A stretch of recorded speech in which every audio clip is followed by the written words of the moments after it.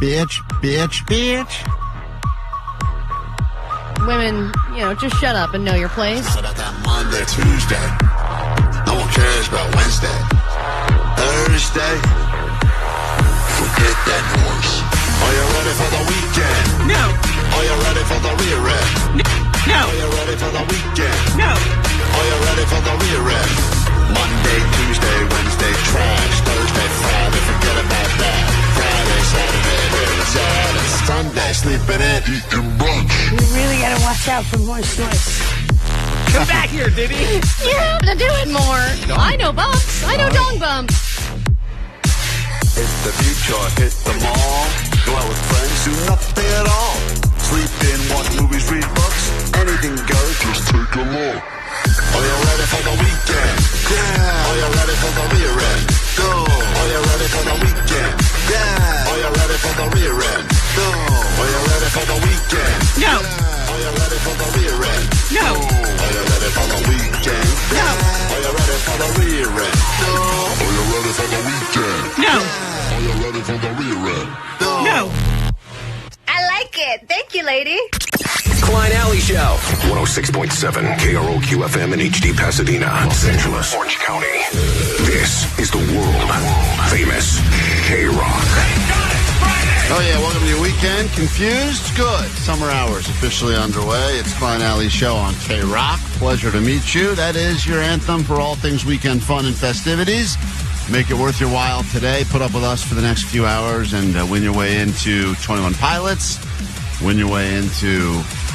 Do we have any more of those? Gabba Gabbas. We do. All right, great. We'll give away some more Gabba Gabba tickets as well. And little Johnny Doesn't Know action to get to on a Friday morning as well. Lots going on. Today's the day we find out. Does our picture stay on the wall at Mel's, the world famous Mel's Diner in Hollywood, or do they take us down and put Diddy back up? Because he technically didn't win the trial, but he also kind of didn't lose the trial. Yeah, I think he ended up pretty happy with the results, but when he got accused, Mel's Diner took that Diddy photo off, and there was just an empty space there, and we decided to fill it with us. Yeah, they didn't ask for it. We basically forced our picture on their wall, and they said it would sit there until the end of the trial, and then they would make a decision. So here we go. I think the only reason a lot of people even found out about our show is because they said, who are those random two people sitting Wasn't on Diddy supposed to be there? This is Diddy's wall. What are they doing there? So we'll get into that today and much more. Of course, we kick off the show usually on a Friday with a chance for you to win some of Allie's money. We'll get to that as well. And if you're a brand new listener, welcome. You will learn to love us and or hate us eventually. My name is Klein. That is Allie. Morning. You got Jakesy Nerd right there. In the back room taking the calls. Postmaster Johnny at 800-520-1067. And producer Vanessa. So lots to get into today on the show. And do not be a stranger if you'd like to interact with us. The numbers remain the same, 800-520-1067. You can win, you can interact, you can join the conversation. And so much, Allie, to get to before we officially get into your summer weekend. Oh, yeah. So, I mean, we usually are not good with time, so by Friday we have a lot of things on our to-do list that we have to knock out. We are backed up. And as we now found Literally out, and figuratively. everyone is hot and irritable, so this is a great place to go ahead and let some of the air out of the balloon for the next 4 hours plus. And we are here for your listening amusement. Laugh with us or laugh at us. Come back after some System and get into the show we have in store for you today. It's a doozy. Wake up! Wake up!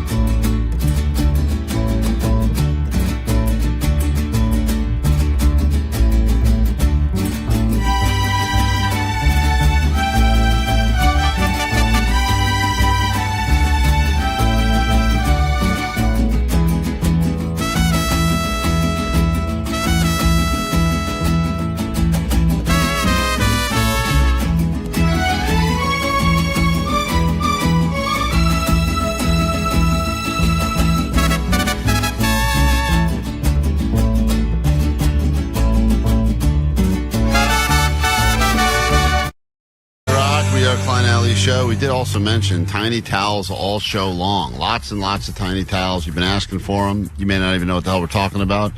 But Vanessa did suggest one time when we were trying to come up with things in our lives that deserve Lifetime Achievement Awards. The thing that has saved her more than a few times is that tiny little towel. Some people refer to it as a washcloth. It's sometimes when you don't have any clean towels. And we learned Vanessa only has one towel, owns one towel.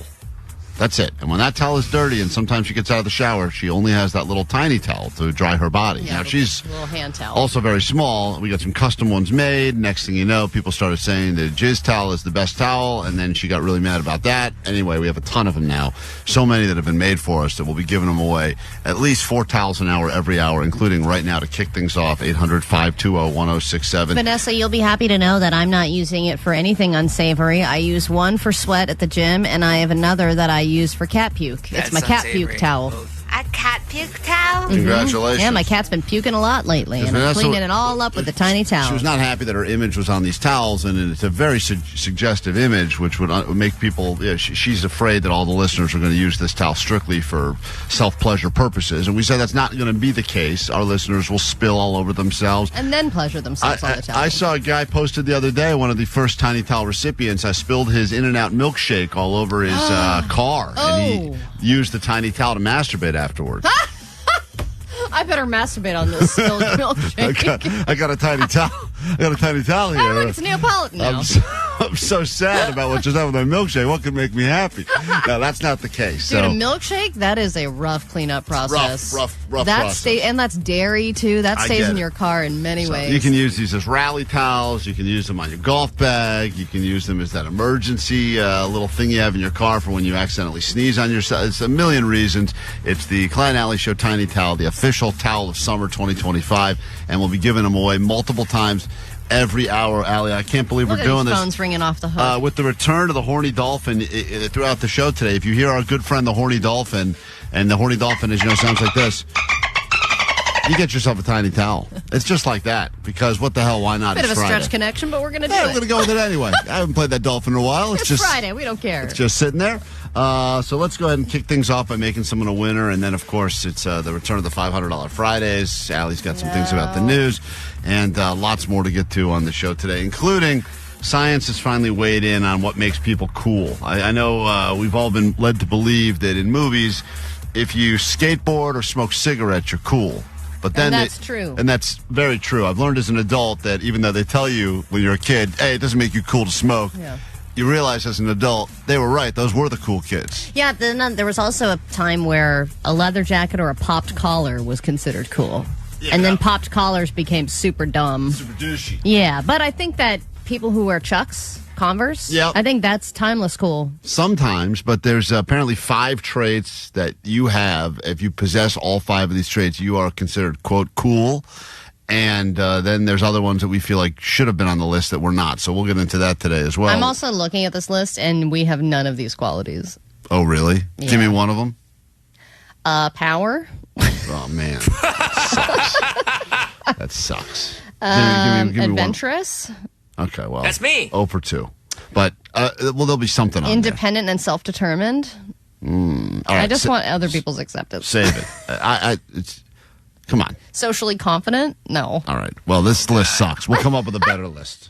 I don't believe that's right. Fun-loving? Hey, Oscar. Hey, what's up? I believe you're calling for a tiny towel? Yes, sir. Of course I am. Congratulations. You can pick now. You want the Vanessa-only version, or you want the whole show one?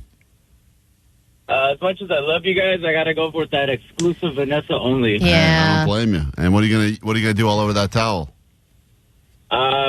Wipe some sweat off of it, maybe some grime, you never know. I work in construction, so it might work out. Great. Is that okay, Vanessa? This guy wipes his sweat and grime on you? Yeah, sure. All right. She's in favor of that. So you can tight. do the VO towel, Vanessa only towel. That's good stuff right there. Don't worry if you didn't win. We'll give a ton away today. Got a whole box here, and Allie's going to be somewhere over the weekend giving out some tiny next weekend, towels yeah, as next well. Saturday. Next weekend. And the first 106 people are going to get tiny towels. So we got a lot. We made way too many of these. We didn't realize at the time. It's our promo guy. He was super into this towel idea. Now we have a ton of the towels. Yeah, guy's dehydrated. He's been masturbating so much. All right, we got to take a quick break. When we get back, Allie's money could be your money. Is it a $500 Friday? We will find out after this break. If you'd like to play, all you got to do is be on the phones now. 5 questions about the news. I've already lost the last 2 days. She is on a terrible losing streak. This could almost be a $1,000 week for Allie, just paying the people. Bad. And that could be you, and that could be next. Call now. That's after this. KROQ Road Trip USA. Your favorite KROQ bands and destinations all across the country. Stop 1. Ride a roller coaster at Busch Gardens. Make friends with an alligator. Fall in love with a Cuban sandwich when you see 21 Pilots in Tampa, Florida.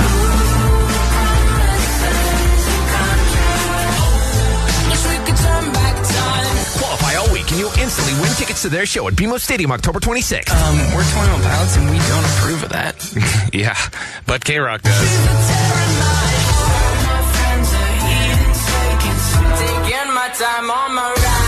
Then you could be off to Florida for round 2. Because nothing says summer like music, humidity, pirate parades, and a lizard watching you eat lunch. Courtesy of Live Nation and Atlantic Records. The world famous KROQ.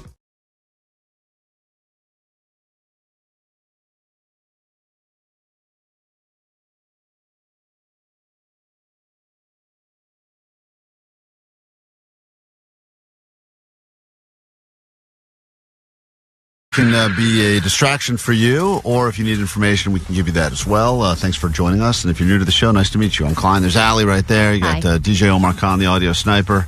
Jake the nerd back there. He is the assistant to the assistant of the audio sniper. And then in the back room, Vanessa. And you got your postmaster, Johnny, taking the calls.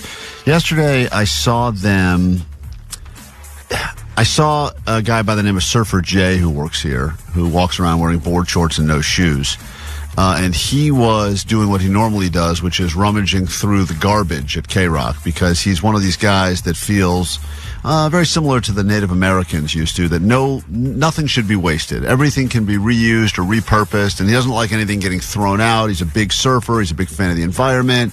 And if anyone is throwing anything out, he finds it in the trash and usually can figure out a way to use it again. And I saw him taking stuff out of the garbage and putting it on the community table outside of here, which is usually where all the food goes, community food, old or CDs. Old prizes they couldn't give away. Once no one wants them, once truly no one wants them, they'll put them out there on the community table, and then we're allowed to grab them, I guess. Also, down the hall now, there's the news station, and all the good snacks are there, and all the leftover snacks make it over to our table. Right, they get all the good stuff. Like, they're getting all the good flavor bagels, and then once all those get picked through, it'll be like a couple of those random whole wheat ones that are missing a top that will get brought over to our table. Yeah. Like the real bad ones. Just the bottom. It's like bottom with raisins. It's like bottom Totally bagels. bottom We get they get like fresh ones, and then whatever like little pieces are left over get like brought down here. It's kind of the trickle down system here in radio. We are the bottom with raisins. We're the half bagel with raisins, and the only thing to put on is like a scallion spread too. It's like the worst combination.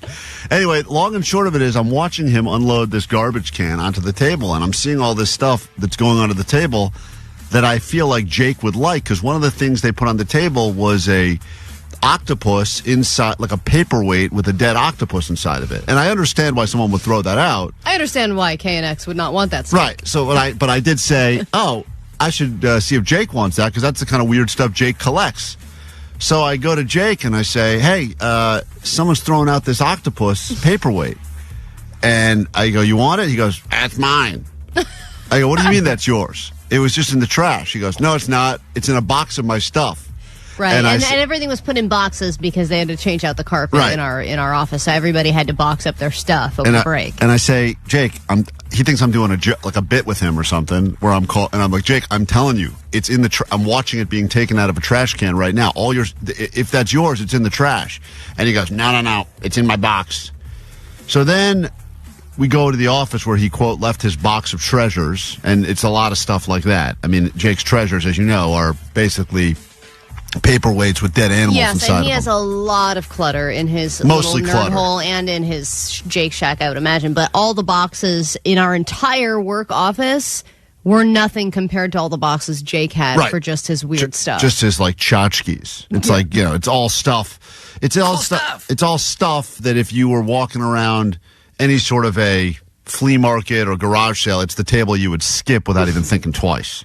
It's shark tooth necklaces. It's like everyone, if you were to take whatever your weirdest junk drawer is in your house and pour it on a folding table, those are Jake's treasures, right? So he's trying to figure out why his box of treasures made it into the garbage.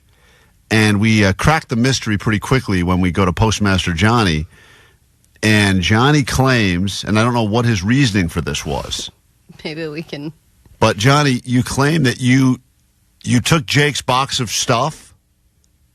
Well, calling it a box of stuff is kind of like far-fetched. It was more like a box of crap with like 4 markers and his little like bug thingy. Because you guys, somebody left it on my desk. Whenever anybody has anything they don't want or they're just walking by the office, they always leave crap on my desk. And somehow Jake's box of crap made it on my desk. I think people put things on your desk to distribute to the morning show. No, not like even that. Yours is the first desk you see when you walk in. So if someone's going to drop something off for us, they would put it on your desk. Yeah, your desk is like someone doesn't really want to put in the effort to figure out which one of us it belongs to, so they just put it on the desk by the door and then assume that, we all talk to each other. They assume that the person isn't going to be like, what's this? So you had this. Trash. So you had Jake's box of stuff on your desk, and then where did you put the box of stuff? I actually just put it on top of the trash can because I was like, let me just put it right here for a moment. Like, let me just get something else. Put it right here for a moment? On top of the trash can? Because the trash can was full. It was filled to the brim, and I just said, like, oh, this must be trash, maybe. Let me just put it here for right now, and if trash, it's somebody... maybe? Because I thought, like, if it's by the table of free stuff, like, somebody might look over here and be like, oh, more free stuff. You didn't want put it in the trash. You didn't want. I put it on top of the trash, not in the trash. That's the same. No, on top is different than in. No, it's not. Yeah, because it was outside of the brim of like the flat level of the trash can. It was like cardboard box poking out, and then it's like a touchdown if you cross the plane of the goal line. If you're anywhere over the circumference of the trash can, it's trash. It doesn't matter if it's on top. You said yourself the trash can was full. So I would assume somebody who would put things on top of the trash can, they're doing so because they can't fit it into the regular trash. Johnny, this is a serious question. I'm not trying to... You in your mind, you thought you were resting it on top of the trash can because you were afraid if you put it on the community table, someone would take it. So to keep someone from taking Jake's stuff, you decided to rest it on top of the trash can? Yeah, because I was doing something else. I was like multitasking, and I was getting water or like warming up my food or something. You were not multitasking. You can't even single task. No way. I forgot it, and I left it there, and I was like, oh, yeah, his stuff. And then I left it on top of the trash. Because I was like, hold on, let me place it here and go fill up my hydro flask really quick.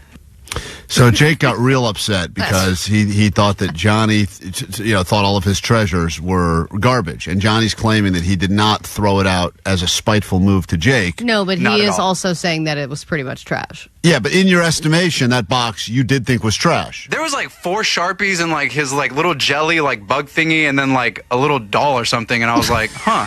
That looks like trash. You think it's trash? It is trash, man. What you doing playing with little dolls, bro? You play with 7, bro.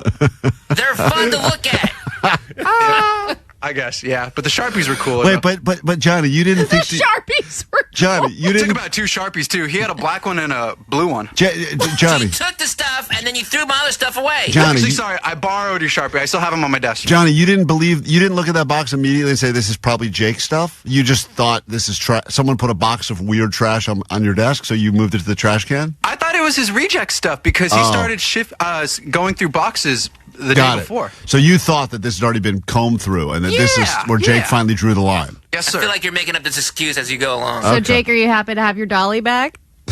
I don't know what doll he's talking about. I'm glad to have my paperweight with my... It's a jellyfish, not an octopus, by the way. But I'm happy to have that back. Whatever, dude. I mean, the fact you're defending it is... to be honest, I thought we'd all SO all over Johnny for throwing out your stuff. Now I feel like I'm on Johnny's side here. It feels like the more you talk about it... We should just throw it away. The more I'm convinced this was trash. It's not trash at all. This is stuff you were going through your stuff, and that was left over in the box. It was the final box that I needed to go through, but because I had a bunch of stuff to put in the nerd hole, so I was almost done. There's all these lists that are circulating now about things that should be donated and things that should not be donated to the victims of the wildfires, and I feel like everything in Jake's box is on the list of things to do not donate. I think everything Jake owns. Right, it's all like stuff that people are attempting to like declutter. So like, I'll just take my box of unwanted paperweights and bring them over. They'll help someone, and they're saying, please stop bringing us crap that is not going to help people rebuild their lives. But even Jake wouldn't donate it. No, of course not. No, he loves it. There's a couple rocks I could donate. Okay, thank you. It's the one thing we don't need. Rocks. We don't need that.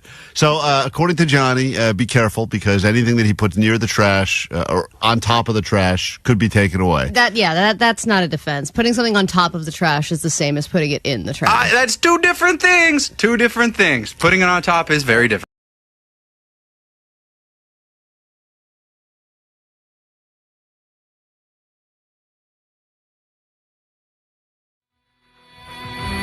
All right, 5 questions.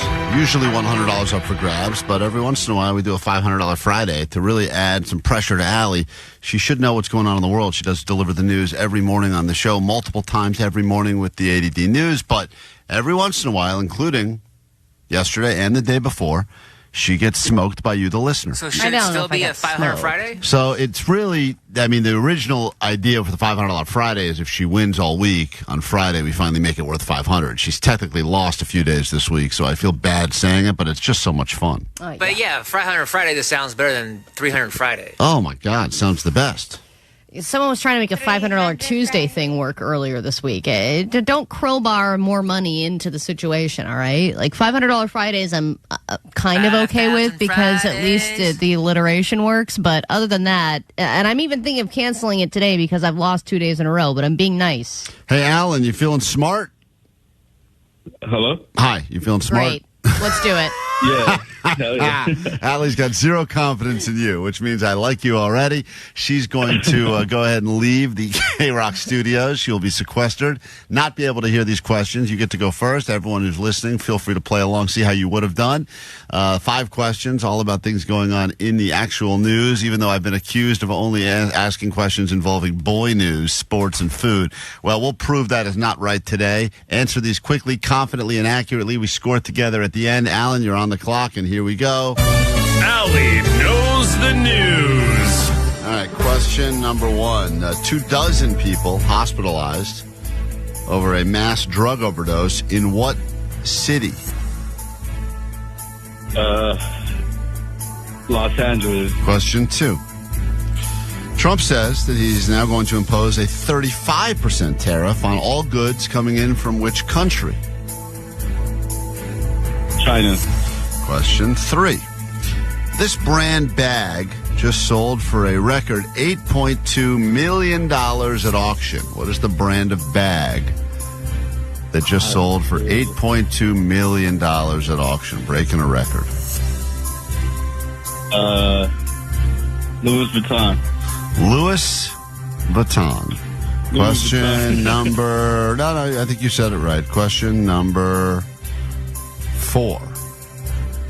This former Superman is in the news right now after he is making comments about the director of the Superman movies' comments about immigration. He's getting all up involved in the political discourse. Which former Superman is in the news now?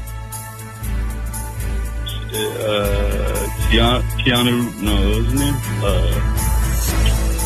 I only know Henry Cavill. All right. I'll go Henry Cavill. We'll go with that one. Final question.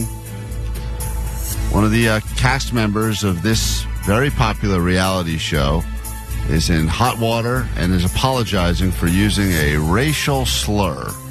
What reality show is she on? Love Island? All right. Let's bring Allie in. We will score it together.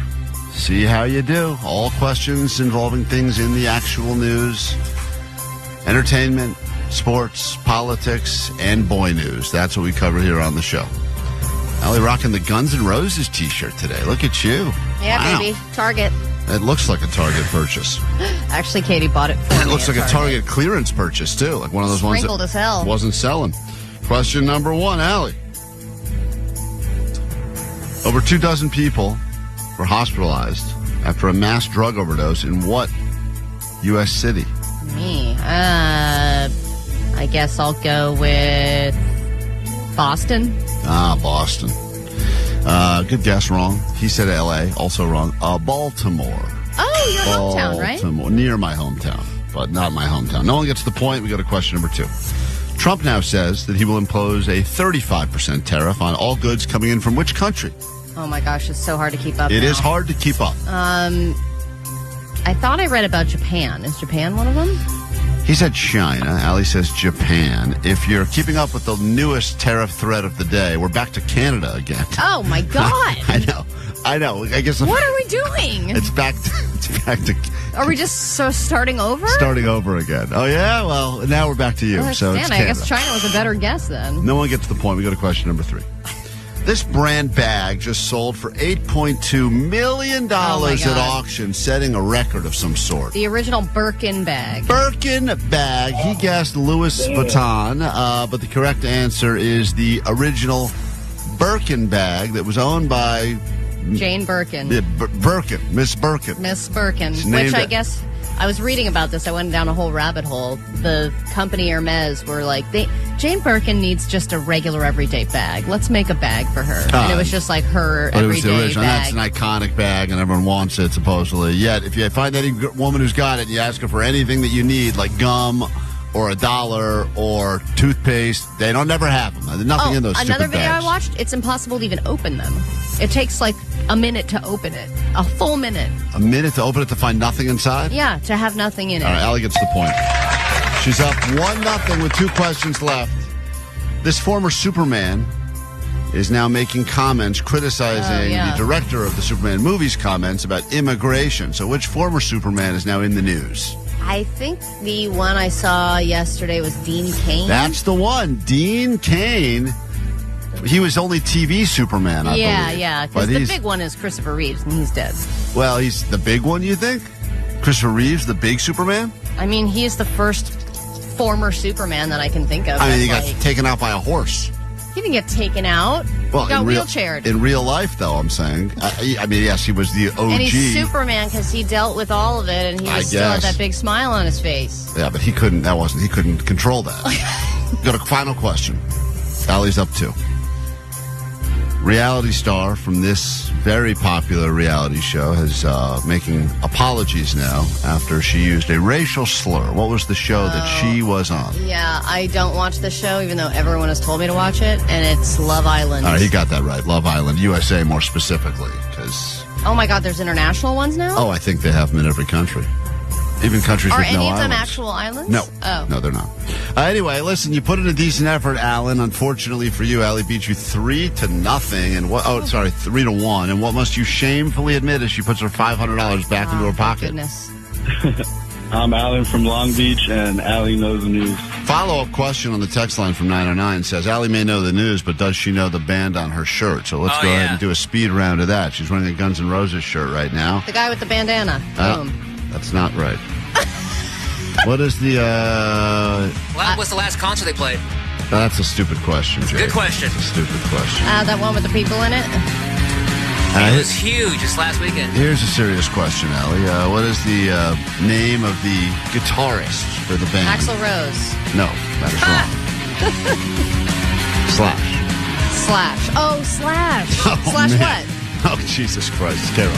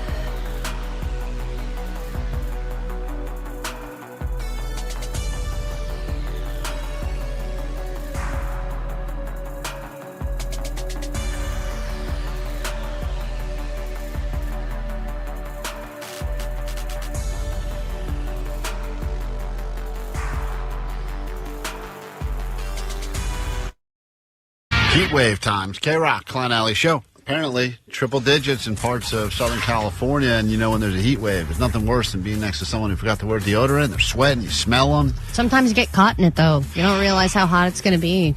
The worst. Or maybe you didn't work out that hard at the gym, and you're like, well, I don't need a shower. Sometimes you realize it's you. That's the worst. When you get that smell, and you're like, oh, man, someone's pitting out that. And then you realize, oh, wait a minute, that's me. I don't think I'm a smelly person. I know you would disagree with me, but even if I am you're sweaty, not. You're not a smelly person. You're splotchy, and you got a lot of... I'm splotchy and splotchy? You're splotchy and you are smelly food I don't related. think I'm a smelly person. I know you would disagree with me, but even if I am you're sweaty... not. You're not a smelly person. You're splotchy, and you got a lot of... I'm splotchy and splotchy? You're splotchy and you are smelly food related. Like you bring smelly foods in. You don't think about like the general workplace when you bring in your weird, garbage casserole. I did bring out in roasted eggplant this morning. You want it with onions. Yeah. But I don't smell... I always have to add onions. Yeah, why?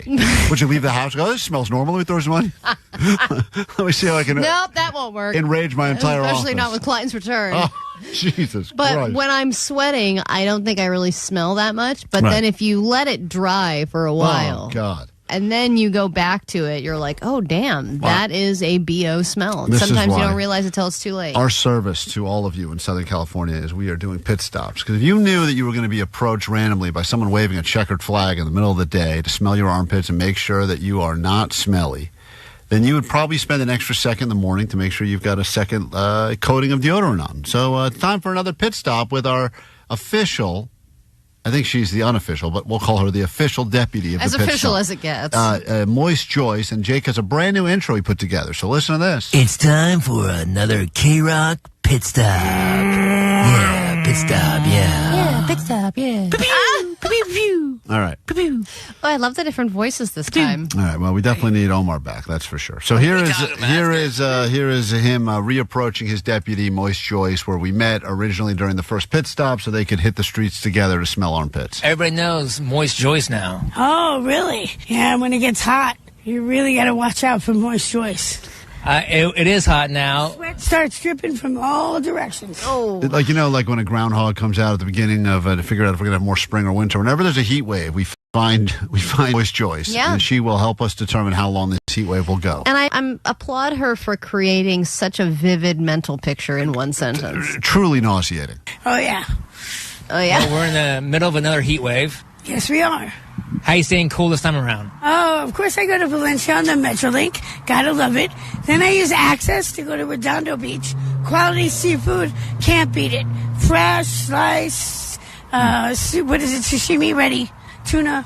There's a great bar down there called the Slip Bar. I'd love to slip into the Slip Bar with my Moist Joyce buddy. She's living some life right there. Sashimi and nice going to the beach. Coastal beach bars. Not what I would have pictured for Joyce Moyce. I mean, I had no idea that she's living such a really highfalutin life. Well, that's what I do. I get the hell out of Burbank, go to the movies. I go to the AMC a lot. They have a new AMC XL. I don't know what that is. Probably going to see Superman in XL. I don't know if it means you have to be extra large to get in.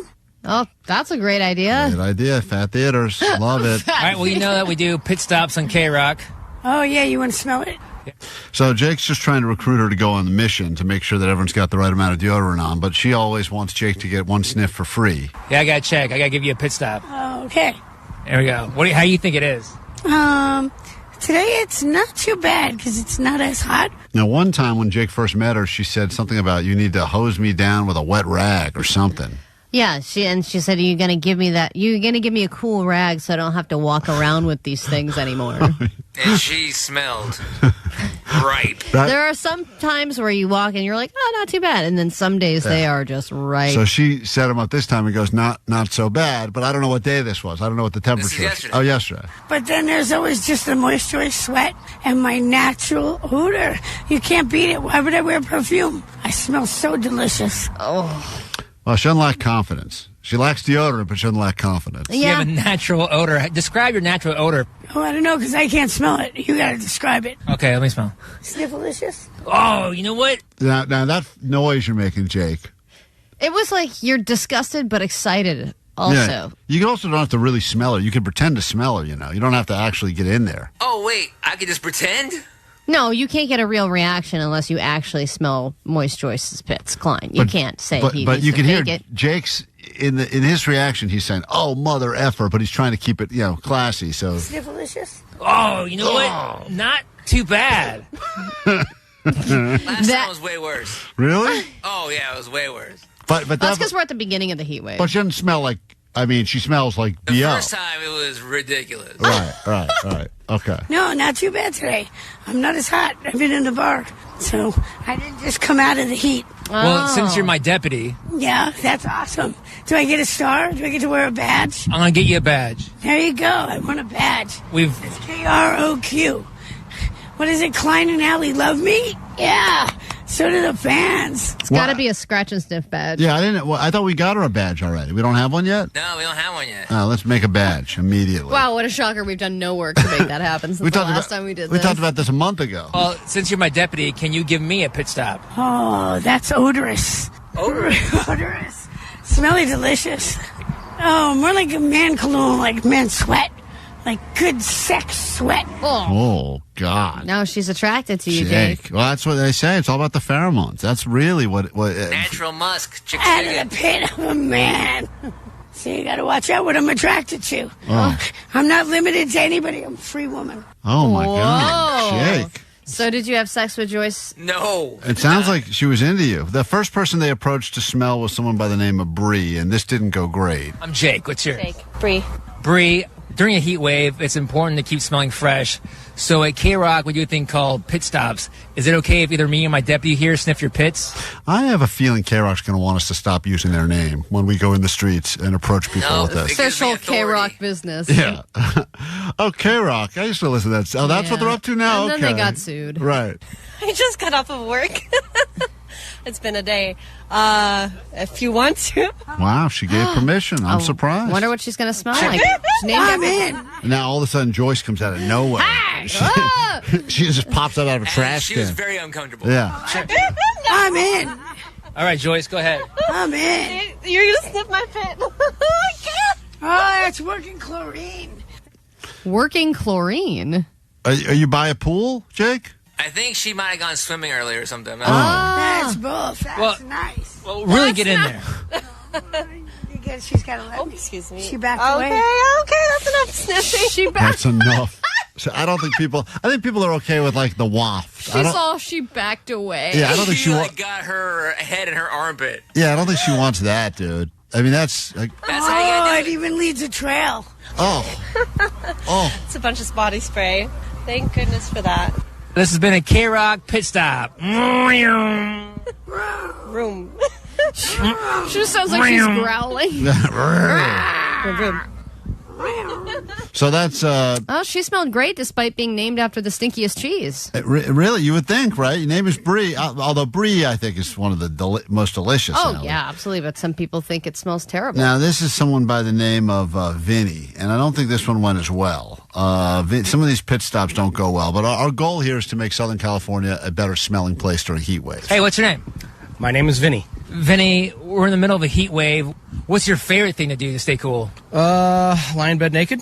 During the heat wave, it's important to keep smelling fresh. So at KROQ, we feel it's important to give everybody a pit stop and sniff your pits to see how you're doing. Is it okay if either me or my deputy sniff your pits? Do it up. You can each have one. All right, go ahead. Now, let me ask. She just Jake, orgasm? Jake, do you approach like quietly and then she pops out of the shadows? Like, is she standing next to I you? have her off to the side, and as soon as I ask and they consent, she's right in there. No hesitation. That's so great because they probably would never consent if she was the face of it. But every time it feels like she's just like comes down like a Mission Impossible style from the sky. Yeah, like reverse Kool-Aid Man. Right. Do it up. You can each have one. All right, go ahead. Hello. Oh, that's relaxing bed. Oh, I like it. Old Spice, baby. Let me try. Back in. Oh yeah, that smells nice. It's nice, right? Yeah. Old Spice has come back around. You're good. All right. It did come back. My dad used to use it. So. Oh, yeah. Oh, man. All right, well, this has been a Before KROQ he pit left stop. me. Excellent. All right, well, beautiful. The sweet sounds of tribe. Doing our part. There's so many others. They've well really done. smelled a lot of pits. I think this last batch, there was like 47 pits that were sniffed. They won't stop until they've sniffed every pit in Southern Every California. pit. Just a reminder today, if you're heading out into the wild, double, triple up, you never know when you could get approached for a KROQ pit stop. Jake the Nerd and the hero, Moist Joyce. Let's get her a badge. It's KROQ.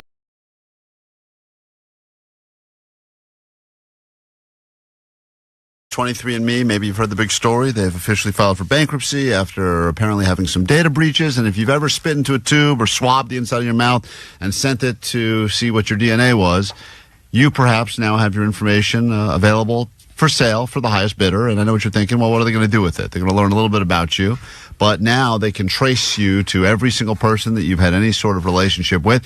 And for a while, it was all fun and games. What do I get my dad for Father's Day? I don't have a gift. He doesn't fish. Oh, I'll just get him a 23andMe test, and he can figure out that he's, part German and part Bulgarian or whatever, and then he's going to have a great party. And that was the way they sold it at the beginning is, oh, you learn about your heritage. And then all of a sudden you get to embrace a whole side of you didn't even realize you had. Well, yeah, and sometimes it brings old family members back together again, and sometimes it solves murders, because that's how they solved the Golden State Killer case. Yeah, then that was the kind of the trend of the 23andMe is that people started learning. It was originally going to be all fun, like, oh, I'm Italian, great, let's all come over and have meatballs and celebrate. I am Italian. And then it became 48%. Murders were being solved, weird missing person cases were being solved, and then also people were learning some bad things like, hey, my long lost brother is a murderer, or even worse, this person that I was dating that I thought that it turns out our parents or our grandparents were related, which means that we are indirectly or kind of directly related, and so I'm in an incestuous relationship. Yeah, or my family history is like, oh, back in the day we were all slave owners on a plantation, and you're like, oh my God, I don't want to think about that part of my family history. You want to learn good things. You don't want to find out about bad things. Exactly. And that's the gamble that was the 23andMe. So I want to hear the stories, the things you learned about that you were not expecting to find out.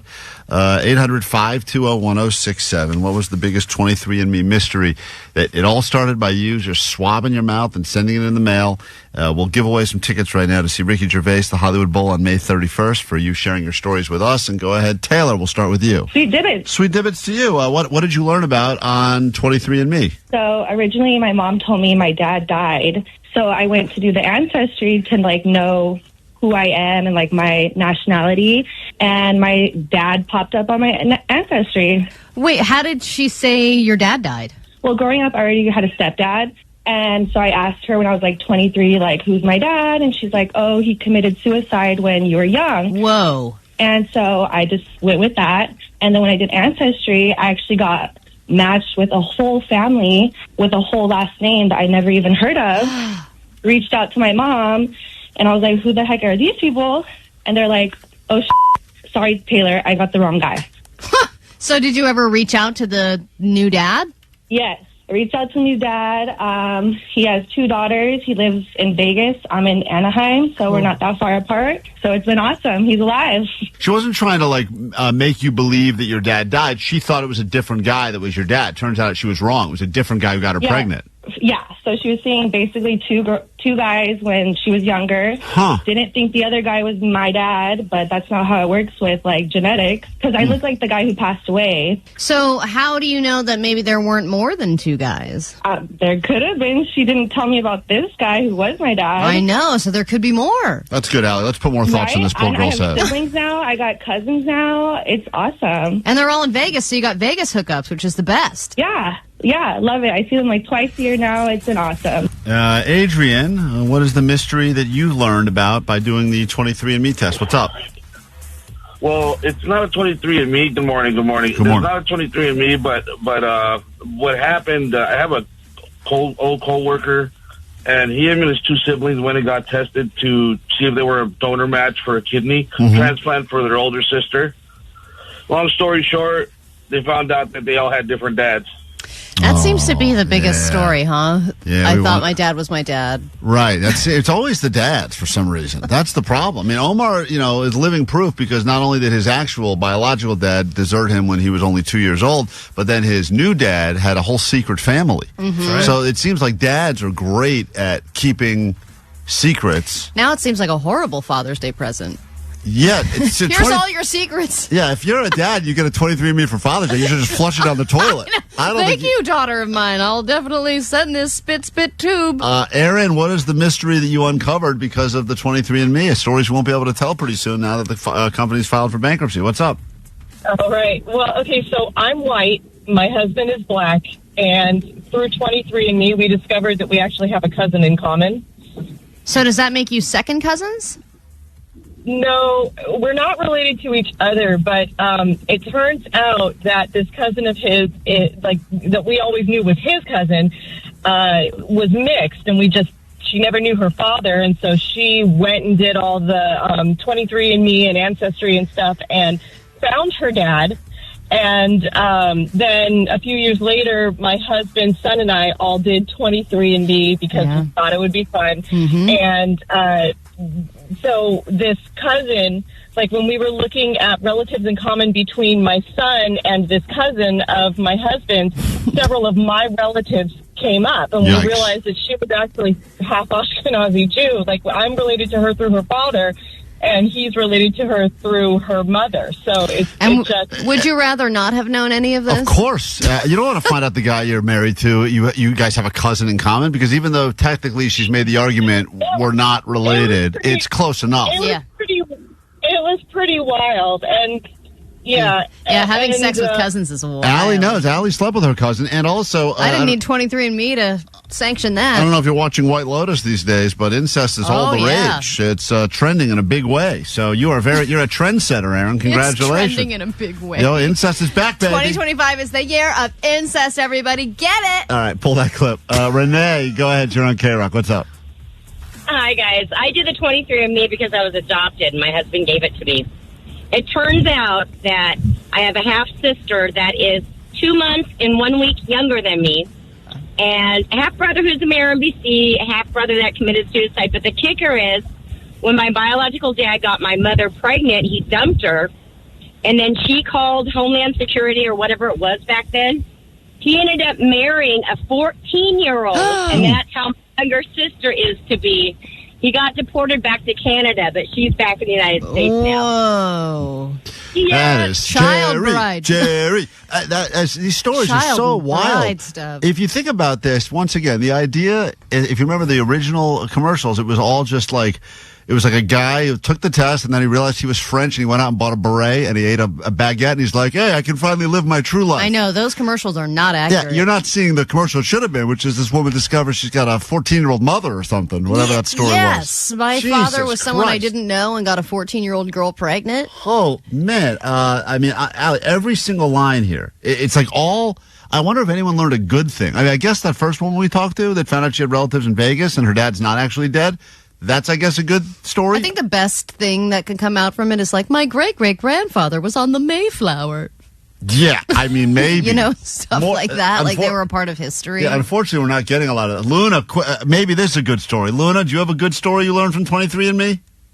Yeah, well, we learned about it through my cousin, and he got in touch with a half-sibling. He told his, who was about my brother's age. My brother is like 35, and at that time, she was maybe like 27.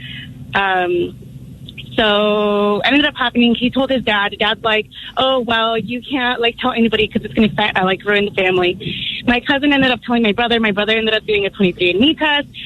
Everything exploded to he was cheating throughout his entire marriage for 36 years. Oh my God, 36 years of infidelity. You got to respect that. Did you Allie. say this was a happy ending?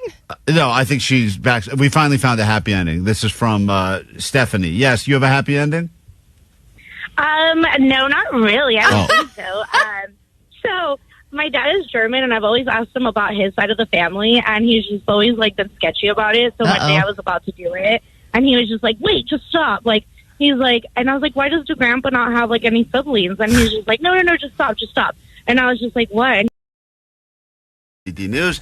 We hook you up with a very tiny towel, and then we get you tickets to see 21 Pilots, not once but potentially twice, as part of KROQ's Road Trip USA.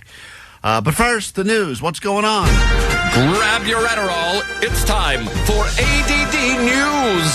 So I'm not a fashion expert, clearly, by the $10.99 Target shirt I'm wearing. And no matter how hard I try, I will never understand why people would pay hundreds, if not thousands of dollars for a purse, let alone millions of dollars, which is what just happened with the original Birkin bag. Birkins are apparently the Rolex of bags. They're the most valuable bag there is. And the first one ever made just sold at auction for $8.2 million, which ends up being $10 million after taxes and fees. And I just learned about this bag because it's all scuffed up and it's, been used, like really used, which is way more than any other Birkin bag. Usually when people buy these bags, they make sure they are in pristine condition. They never really take them out. If they do take them out, they don't really put anything in them because they don't want to change the quality of the bag. But the original one... They buy the bag to never use the bag. Yeah, and the only reason that I can understand this is you're buying something that's going to appreciate in value. Right, that's the theory. Right, so if you're going to buy something that appreciates in value, you're not really buying it. It's the same reason guys buy sneakers and don't wear them. You're just buying something that is going to eventually sell for more than what you paid. And when it comes to the, quote, collector's market, and it makes sense, sports memorabilia, obviously, people buying, game-worn Kobe sneakers, so skyrocketing this is the fashion value. Version of that. Yeah, and then we just had on that guy, Darren Ravel, who had the sweater vest from Ferris Bueller's Day Off. They bought the thing for $100,000, resold it, I think, for $400,000. Yeah, but that I understand people aren't wearing has, this like... stuff. Yeah, I know, but those are things that have, like, this I understand because at least there's a story behind it, right? This is the story behind original... all this stuff. Not every Birkin bag. And what bothers me about these bags is it is a complete scam. They bait you with, hey, you have to go into this Hermes store and you have to start spending money on other stuff, like their scarves or whatever other crap they have out there that's hundreds of dollars already. And once you've proven that you're a loyal customer, we'll maybe give you the opportunity to buy one of these Birkin bags. We got to send you into one of those. There's got to be one of those stores in Beverly Hills, right? I'd love to send Allie. Yeah, but I'm not. Nothing's going to happen if I walk in. I'm going to be like, "Hello, this is the first time I've ever been in this store. I want one of those bags." I'm here for 10 of those Birkin bags. Can you split it up on all these old Navy credit cards? Hey, I need to. Yeah, exactly. I need to spread this out over the 20 different credit cards that I have. Can I use Kohl's Cash? I would love to see the reaction because usually what it is, you're right. It's these highfalutin socialites that go in and still they're told, like, I'm sorry, we don't have a bag for you. See, for me, it all seems like ego and status. It doesn't seem like it's really about the love of the design or it's the same reason people like Labubus, right? It's just the exclusivity of it. Yeah, it's not necessarily... Labubus aren't exclusive. But people like to get things that are hard to get. Yes. And people like to say, I figured out a way to get whatever it is. Everyone loves the I did it. The I did it or I got it or the story of the difference between that and like the Ferris Bueller sweater vest, like that is a love that you had since you were a child of that movie. You want to keep a piece of that movie with you. You want to, like, there's actually a personal connection behind it and not just, ha, I got the bag and you didn't. Sometimes like a Dodgers game, like, let's say Shohei or whatever throws his hat and some kid catches it and whatever. Like, you think you put that thing and you immediately sell it or you put it in a case somewhere and you look at it. I would wear that thing every day. I'm not the type of person. That's the real flex. Yeah, it's like, I'm just buying this as a sweater. So I'm just going to wear it. And then people are like, that looks familiar. I'm like, yep, it was in a movie, right. And now I'm wearing it. Like, that's the real, I think that's what real, like a signed Kobe jersey, just wearing it. Yeah, fake rich, to the gym fake or something. rich people put stuff like on display in their house or put it like in a vault. Real rich people. This is expendable. Yeah, I'm going to wear this to 24-hour fitness, this signed Kobe jersey. Just walking around with the Dorothy shoes on. Yeah. These are the ruby red slippers from the original Wizard of Oz. And I'm wearing them on the subway. And I'm just wearing them in the streets. That's like real. That's real wealth impressive. Right there. That's a flex. I want to get one of these bags just so I can destroy it and make a video destroying it. Well, look, that would, you probably do well. That video, if you were the person who bought that bag and then immediately threw it in the ocean, I'm sure people would watch that video. People love watching expensive stuff get destroyed. Yeah, be like Banksy. I'll shred it and then people can buy the pieces. Look, right. That's how a lot of these guys, they figured out a way to really they buy a game-worn jersey, they shred it into little tiny squares, and then they put it in these limited edition cards, and now 1,000 people have a little piece of the jersey, and they end up making money on it. You could have done that with that stupid bag. The bag that I don't have? The Birkin bag, yeah. You go buy I that could bag. have done that for the bag I never got. Right. All right, commercials have gotten more and more annoying thanks to AI. It's become even easier to make a crappy commercial because as long as you pay for an AI service to make the commercial for you, it's cheaper than hiring actors. So you're seeing a lot of what they're calling AI slop in the commercial world. And now YouTube says that they're cracking down or going to crack down on mass-produced repetitive commercial videos because the concern over AI slop is growing and commercials are already annoying enough. Having to see the same commercial that's AI generated over and over and over again, they're finding is really ruining the customer experience. And yeah, of course, if you pay for the premium, then you don't have to watch any of these commercials.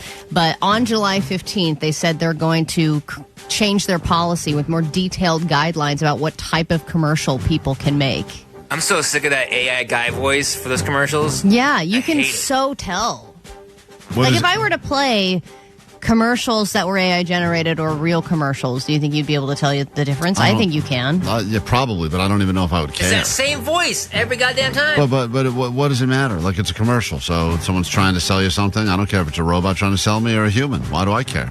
Because at least the human is pretending to care about the product. Human's selling out to be in the commercial. The robot. Lazara.com. That's right. See That's that? a human. That's a human right there. I probably wouldn't want to buy a product if it was a fake Jake telling me to buy it. I'd be more likely to buy it. This is a real person who actually used the product. Yeah. You can tell this, like we just played that AI song yesterday. People said that you can tell the soullessness of it, right? Yeah, I know, but you can tell the soullessness of an AI commercial as well. I assume a lot of times when you see a guy on TV trying to sell you something, he's wearing a lab coat, and we all assume, oh, it must be a doctor who's wearing a lab coat. It's just some actor in a lab coat, and they want us to, like, in our own heads, be like, well, that guy seems like an authority. He got a coat. Meanwhile, it's like a butcher's coat. Yeah, I guess it depends on what you're selling. Yeah, it doesn't matter what it is. I don't care. When it comes to media entertainment, the earlier your show is, I believe, the less respect it gets. You all think about primetime and late night. Those are the coveted time frames. Those are the awards that people care about, where the real stars get to shine. Daytime Emmy nominees are out, and I cannot find one show that anyone cares about or doesn't make fun of on a regular basis, let alone morning show awards, which there are none of. Mm-hmm. But if you think about just the category of Outstanding Daytime Drama Series, there are only 3 nominees, and they are Days of Our Lives, General Hospital, and The Young and the Restless. And then with daytime talk shows, it's Drew Barrymore, it's Jennifer Hudson, Kelly Clarkson, The View, and Live with Kelly and Mark, which just all sounds like, even if I was in a hotel, it would be the last thing that I would watch. Well, they got to come up with something to give these awards to, right? I mean, that's the... They even have a category for Outstanding Main Title and Graphic Design. All right, well... Nominated in that category is Car Masters, From Rust to Riches. Well, if that doesn't win, and I don't know anything about Rust to Riches. And maybe the main title and graphics are designed by AI. You want a tiny towel? Call now, 800-520-1067. We kick off a brand new hour of the show next here on KROQ. Good morning.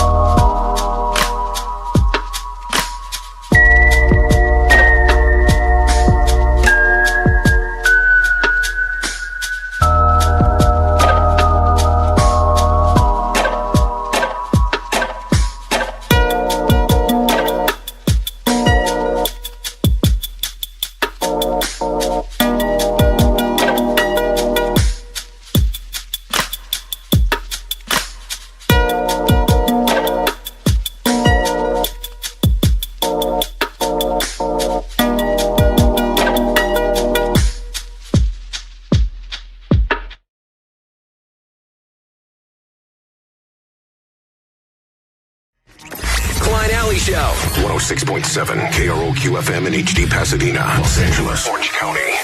This is the world famous KROQ.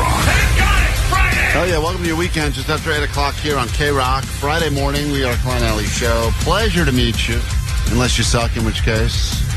Still a pleasure, I think. Still happy to have you. We'll take dicks and regular people. Tiny towel. Pull that clip. Allie's saying she'll take dicks. Pull that clip. People that are dicks. Nah, too Not late. the actual. Too late. Let me say hi to Frankie on KROQ this morning. Good morning, Frankie. Hey, what it do, baby? What can we do for you, Frankie? I would love a tiny towel, please. Tiny towels are yours. You want the Vanessa only one or the full show? The OG Vanessa. Let's All go. right, there you go. VO, baby, what are you gonna do with that tiny towel? I'm gonna use it when I DJ funky beats and get all sweaty. All right, we know what he's talking about. Those funky beats. Vanessa, you cool with that? If the funky beats are music, yes. No, he's not going to comment on that. That's funny, Vanessa. It could be funky beats. Yeah, we all know. We all know what he's talking about. Funky beats, music, right, Frankie? That's right. Yeah, okay. That's right. Diamond DJ. Enjoy your tiny towel. That is yours. Tiny towels blowing out all show long today. The official towel of summer 2025. You can use it to fan yourself, get some cool air. You can use it to go ahead and claim your tiny plot of beach somewhere in Southern California. The choice is yours. Allie, one of the many dumb things we've done recently involved us and Mel's Diner. Yep. And I don't know what's going to happen. We got to call them in a second and figure out, now that the Diddy trial has officially come to an end. Will our time on the Mel's wall come to an end as well? Yeah, because we were hoping they would be like, guilty on all charges, you're a terrible person, locked away for life, and we'd feel good about our picture being where Diddy's picture used to be. Right, and now he's kind of innocent, but also still a crappy person. So we're going to give Mel's a call. I don't even know if they will accept our call. And then we have to ask them the very important question that really only matters to us and potentially a few people that are currently eating bacon, egg, and cheeses at Mel's. Will we stay on the wall? We'll find out next.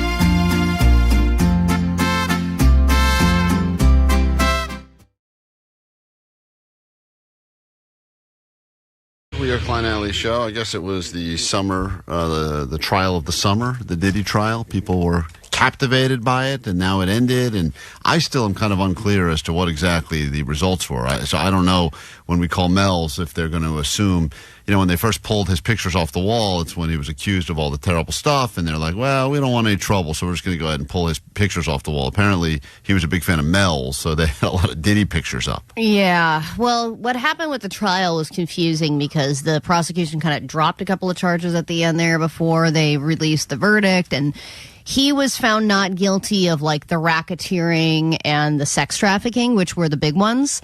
But he was found guilty of it was transporting people for the purpose of prostitution. So it was like the least serious charges that he was accused of. But he still could go to jail for a long time. But the question is, at sentencing, are they going to be lenient and be like, time served, or you just get a couple of years, when he could do as many as 20?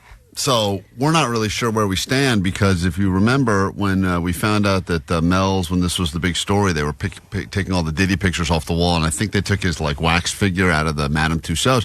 We said, great opportunity for us. They've got an empty wall. Let's give them a picture. Maybe we can shamelessly promote our radio show. Yeah, we didn't have a leftover wax figure to bring to Madame Tussauds. No, so we just had a stupid picture of us in the back office, and we said, let's bring it over to Mel's. And then we were surprised when this actually made real news. Hollywood's iconic Mel's Drive-In has removed all photos of Sean Diddy Combs from its celebrity wall. Combs' photos were replaced by a picture of KROQ's Klein Alley of the Klein Alley Show. The diner says it will bring the photo back if he is found not guilty. So he kind of was found not guilty about certain things. So now he was celebrating. So let's call Mel's. And what was interesting, when we called them in the first place to tell them we did this, they said they have basically a canceled celebrity drawer. Oh, yeah, that's right. They have a whole drawer in the back of these great pictures of celebrities eating at Mel's. But they're it's like Kevin Spacey. Yeah, they got to take them all down until society once again welcomes them back with open arms. Because they did sign them after all. Yeah. And they're like, this is good merch here. We're not going to give them away. So I think the Diddy pictures are in the back. Ours is on the wall right when you walk in, but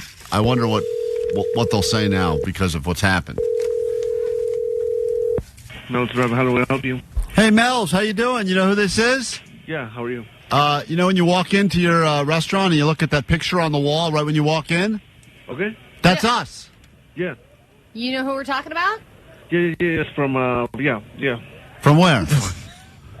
From KROQ. Yes! Whoa! That's us, Klein Alley Show. All right, well, clearly we're more excited than you are. Are we going to stay on the wall now that the Diddy trial's over? Yeah, you're going to stay on the wall. We still have you there. We're going to stay on the wall? Yeah, why not?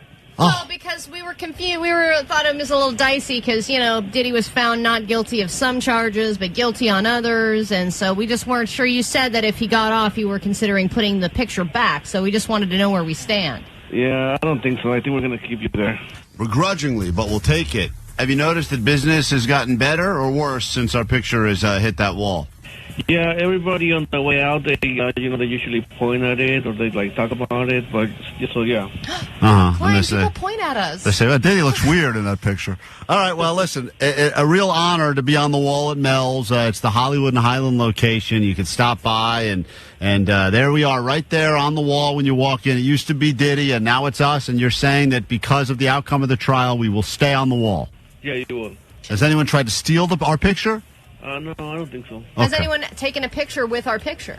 Yeah, they have. Oh, great. Really? Yeah, they're also surprised. All right, well, great. Well, listen, thank you. It's been what a journey, but there we are. We are now right there on the wall, and thank you for agreeing to keep us on the wall instead of human sex trafficker P. Diddy.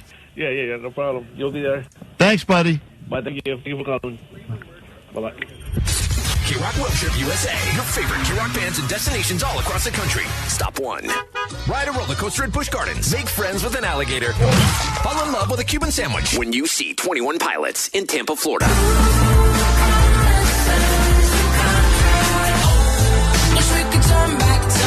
Qualify all week and you'll instantly win tickets to their show at BMO Stadium October 26th. We're 21 Pilots and we don't approve of that. Yeah, but KROQ does.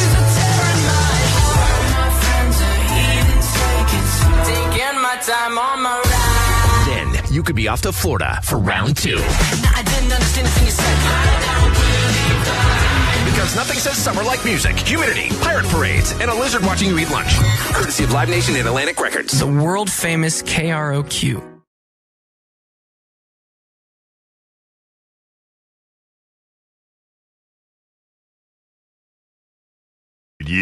Are you still paying $79.99 a month for the privilege of not going? Well, that's where I come in. Hi, Klein, Gym cancellation specialist. To date, I've got over 40,000 people out of their unwanted gym memberships. And you could be next, fatty. You hire me, and you'll never pay another gym fee. I'll ghost your gym for you. Planet Fitness, gone. Barry's Boot Camp, deleted. CrossFit, I'll fight them. But only with words. I'll cancel your gym membership or you pay me nothing. Dodge their final consultation and survive the guilt trip gauntlet so you don't have to. No awkward eye contact, no fake injuries, no more treadmill lies. Klein will get you out of your gym membership, no questions asked. Just call 1-800-I-QUIT-GYM. That's 1-800-I-QUIT-GYM. Break up with your gym, hire me, I'll do the heavy lifting so you don't have to. So call Klein, 1-800-I-QUIT-GYM. I am not an attorney. I am not a professional trainer. I'm just a regular guy that's personally quit over 20 gym memberships. And I'll quit your gym membership for you so you don't have to. Stop being a dum-dum and put down the dumbbell.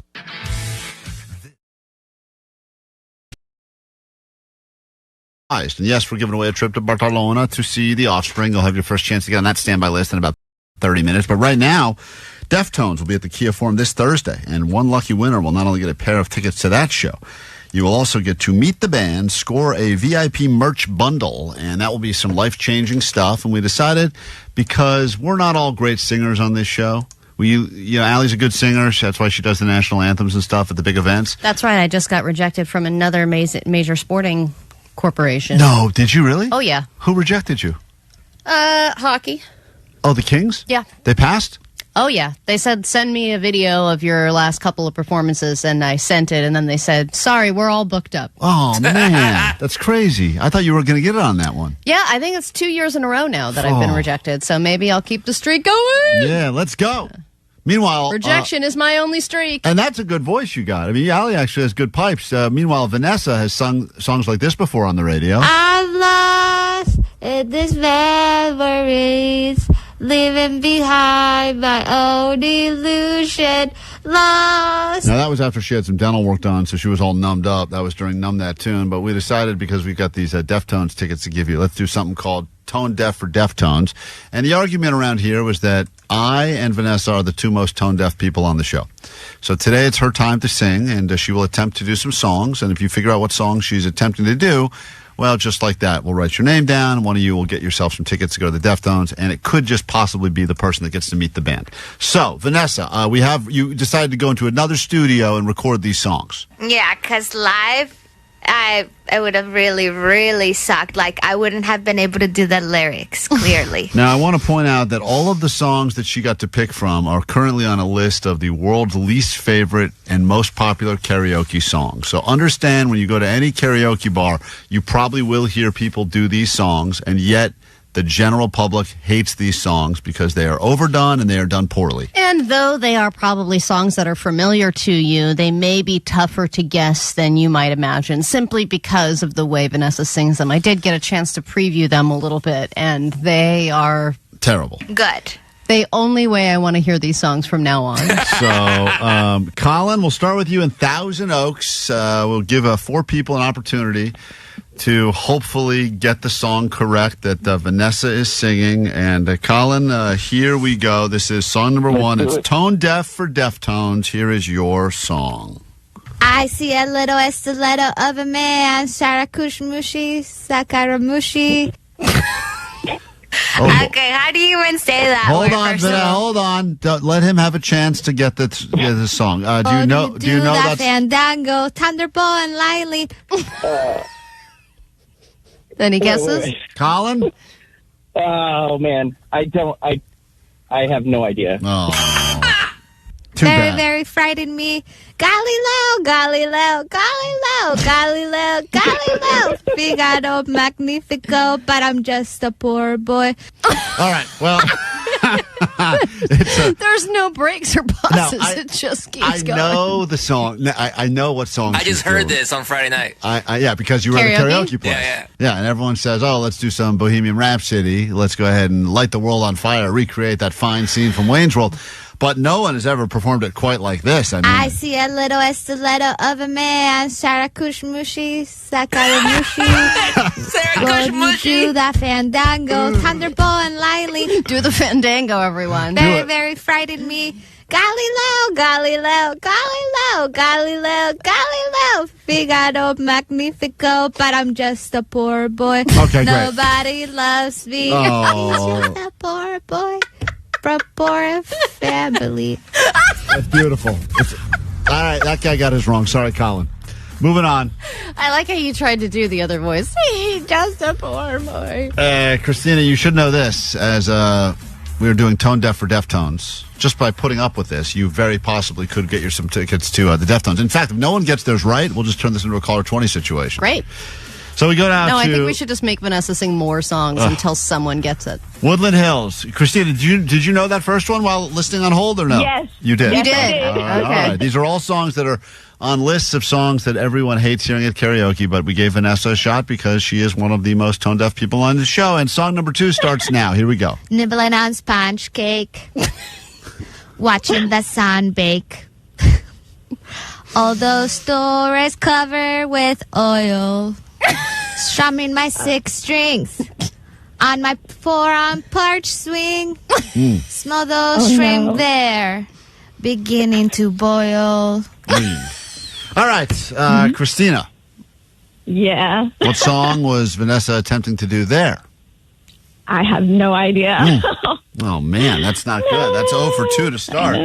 This one I actually know only because the lyrics are kind of well known. But let me hear, did she ever get to the good part of it? Or Wasting away again in Margaritaville.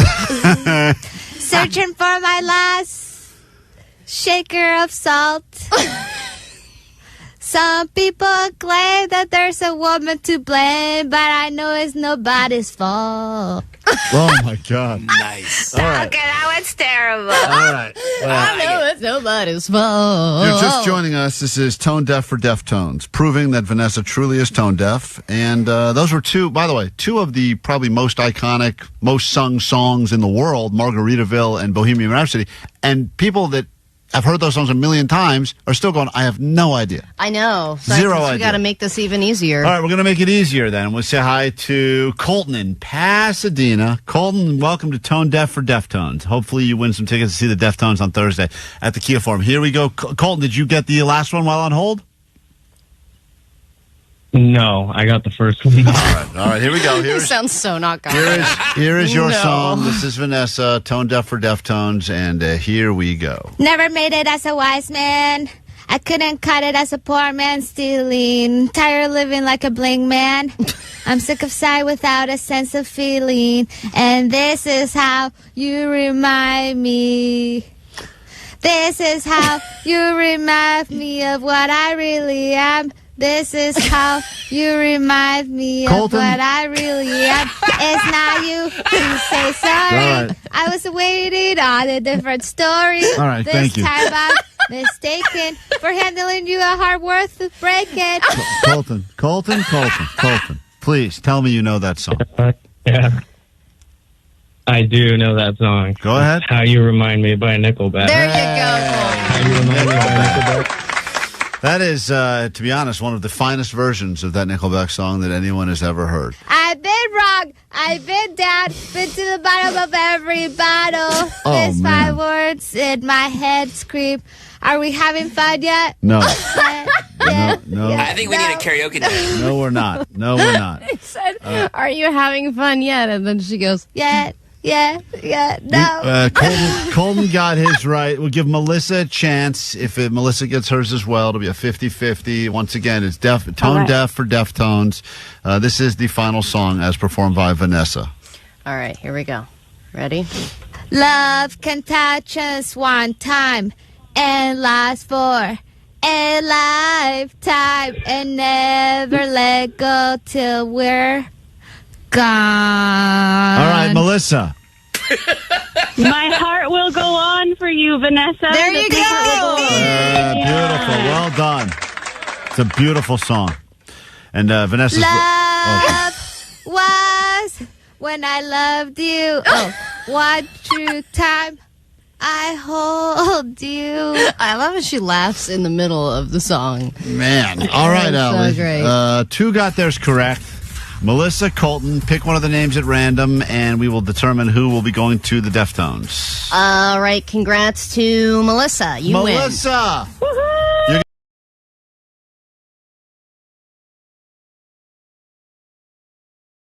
KROQ, we are Klein Alley Show. What's going on? Dibs guys talking about the gym membership, Klein. Yeah, I'm going to help people. That's you did hear that. It's real. I'm now officially buying advertisements on this radio station. You know what? Somebody help pointed people out. Quit their gym membership. This was a very well loved commercial that played during the break. There, a lot of people said it was great. But 415 wanted to point something out that 1-800-I-QUIT-GYM is the actual number for Life Alert. I didn't know. I didn't check the number. I didn't. Should have checked the number. I assumed I'd buy it eventually.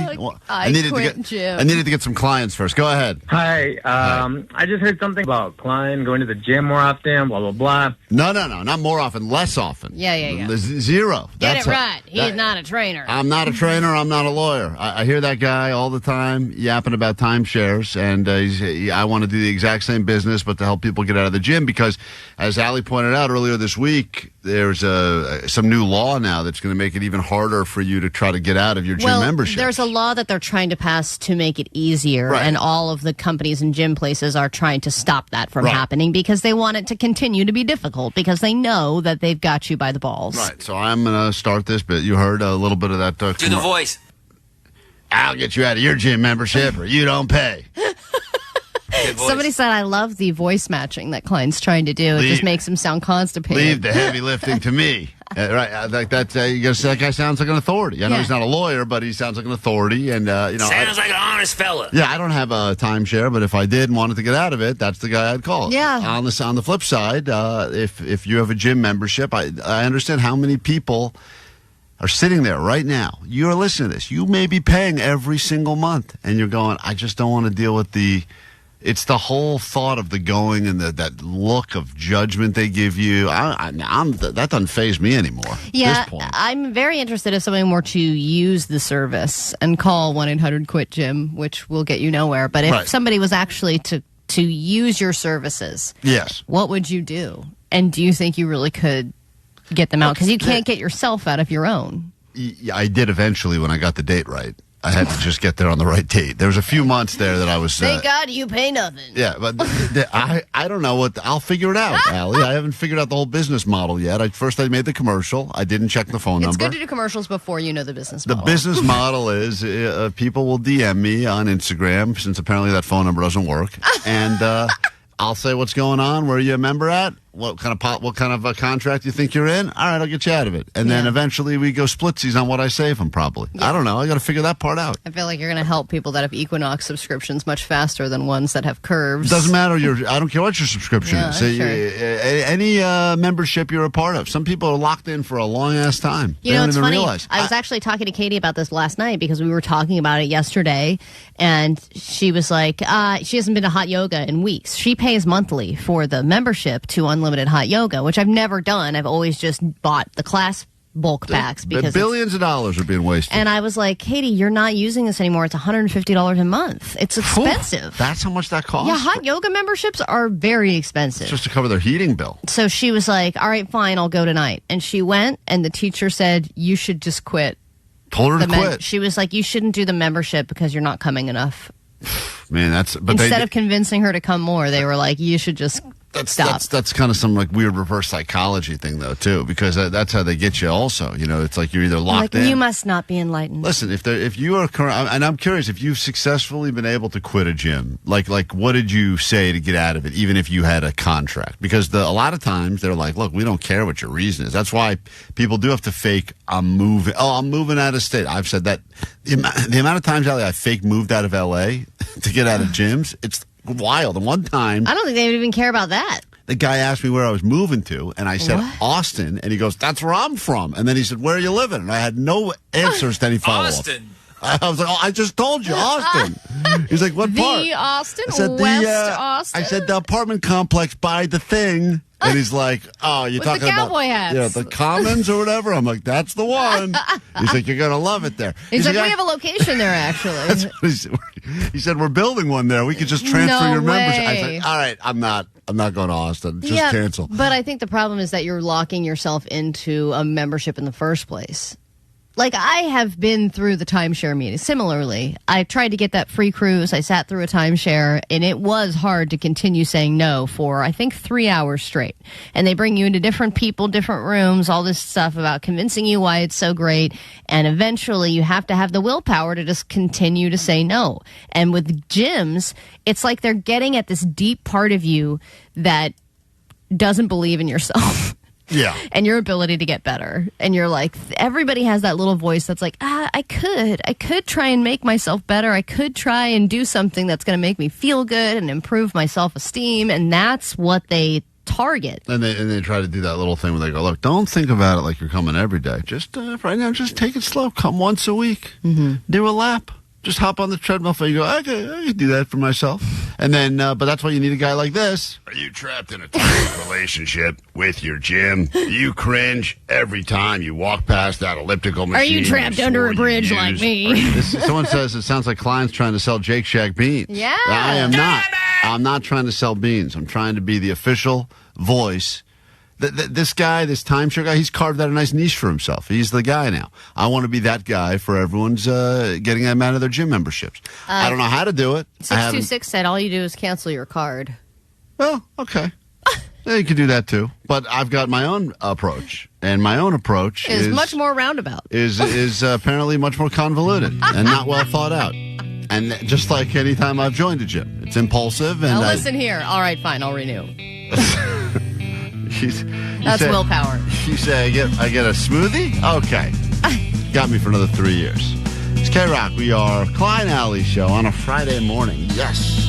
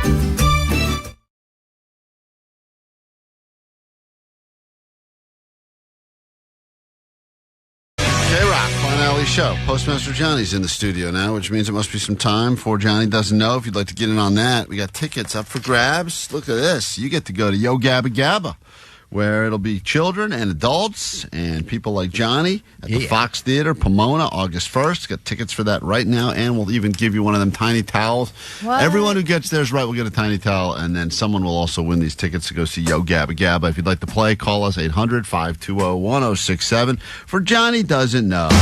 Johnny doesn't know. And I was like, okay. Oh, Johnny doesn't know. I didn't know Vegas was like in Nevada for like a while. Johnny doesn't know. Johnny doesn't know. Gelato sounds like Jello.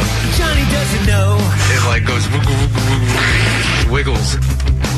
Johnny has a hard time answering some very easy questions because his brain has been molded by a combination of things, mostly SpongeBob. Clearly dropped on his head quite a bit as a child, but he's picked up some things along the way, and then he has his own theory as to why things are. And his theories sometimes make no sense to the rest of us, but to him, they make perfect sense. Yeah. Well, I mean, even just questions that he has, that he asks us, are very convoluted. Mm-hmm. Like things that he didn't know. I forget, there was one earlier where he didn't know... God, now I can't remember, but he asked something, and I was like, how do you not know this is a thing? Or he didn't know how it works. He has a hard time with analogies, as we learned last time. Like, for instance, Johnny, this is not a real one. This is just a practice to give people a sense of where you're at. But if I were to say drop is to puddle, as crumb is to what? Would you even know what that is? Because I know this always messes your head up because there's too many things coming at you at once. Toast. Toast. Drop puddle, crumb toast. Right. Drop puddle? Is it toast? Did you take your SATs? To be honest, those kind of tests, we just skimmed through it. Like, we just were like... Skimmed through it? Yeah, we looked at it, we did it. Who's we? Me, myself, and Johnny? Yeah, like, there's a bunch of other kids who were sitting around you that didn't skim through it. What the hell are you talking about? We didn't study it. We just, like, filled in the bubbles quickly so we could go get snacks afterwards. So do you know your SAT score? Oh, not a clue. Probably 5, 6. 5 or 6? I don't know what it's out of, but probably 5 or 6. 1600 is a perfect score. 1600? 16. Well, he was right then. Yeah, you got a 5 or 6. All right, congratulations. Well, there you go. So all you have to do is predict, will Johnny know or not know answers to these questions. Questions that I would argue most people would know, but Johnny, sometimes he surprises us all. And I will say this, the guy's in a great mood. He says free Slurpee Day. He's excited about that. Yeah. He's also, he says he got free cheesy bread at a Blaze Pizza. He's excited about that. He said life is good for him right now. We up. We up. Let's say hi to Caleb. Caleb, good morning and welcome to K-Rock from San Dimas. San Dimas High School football rules. How are you? Good. Here we go. Doing great. All right. Question 1. This is for Johnny. You just have to say, will he know or will he not know? Which part of the body has 27 bones? Will Johnny know this, yes or no? No, I don't think you'll know that. Johnny, which part of the body has 27 bones? The human body. Yes, we talked about this, and he thought there were about 27 or 28 in the whole body. In the whole body. So I based on that and he question... started counting them. He was like, dish one, right. dish one. He at like 6. He's like, I'm done. So now, this is a follow-up to that conversation. I want to see if anything has stuck with you over the past month. Clearly not. There is one part of the human body that actually has 27 bones. What part is it? Will Johnny know this? Caleb, you say no. Yeah, no. All right. Johnny, which part of the human body has 27 bones? Teeth. Oh, you think it's like a trick question and that teeth are bones? Yeah. Oh, no? Teeth don't count as bones? Teeth is a part of the body. Yeah, teeth is a part of the body. You sure about that? Yeah, because when you die, the skeleton still has teeth in it. Right. If you took care of them. Okay, so you believe the answer is teeth. I haven't counted them, but 26 sounds correct. Why don't you count them real quick? We don't have all day. Yeah. Don't make him count them. Yeah. All right. Caleb, you said he would not know, and he does not know. It is the hand. The hand? Let's go. Oh, I was going to say ribs, actually. I don't think I have ribs? that many, You think we have 27 ribs? Jesus I don't Christ. know. All right, hold on one second. Caleb, you won at the very least a tiny towel and potentially also going to get some tickets to go to Yo Gabba Gabba. In Pomona, we say hi to Freddie now in Los Angeles. For Johnny Doesn't Know. All right. Hey, what's up, Freddie? Hey, how's it going, guys? All right. This fruit is known for keeping the doctor away. Will Johnny know this, yes or no? Oh, for sure. 100%. All right. See, this strikes me as the kind of thing he may have picked up in an episode of SpongeBob, but also I could see him being very confused because of something. Definitely not an article he read. All right, Johnny. I mean, I also don't think, like, we've learned that common sayings, catchphrases, things that are like, anecdotes, he does not know anything about. No. He gets usually all twisted up. But you think he'll know. That's all that matters what Freddie says. Freddie, you think Johnny will know this? Yes. All right. This fruit is known for keeping the doctor away. The apple. Hey, the apple. Johnny. Come on now. What's the expression, Johnny? The apple. Yeah, but what is the whole... Oh, the expression? Yeah. Oh, an apple a day keeps the doctor away. There Nice you go. job. Johnny got it. Hold on, Freddie. See that? Every once in a while, he gets it.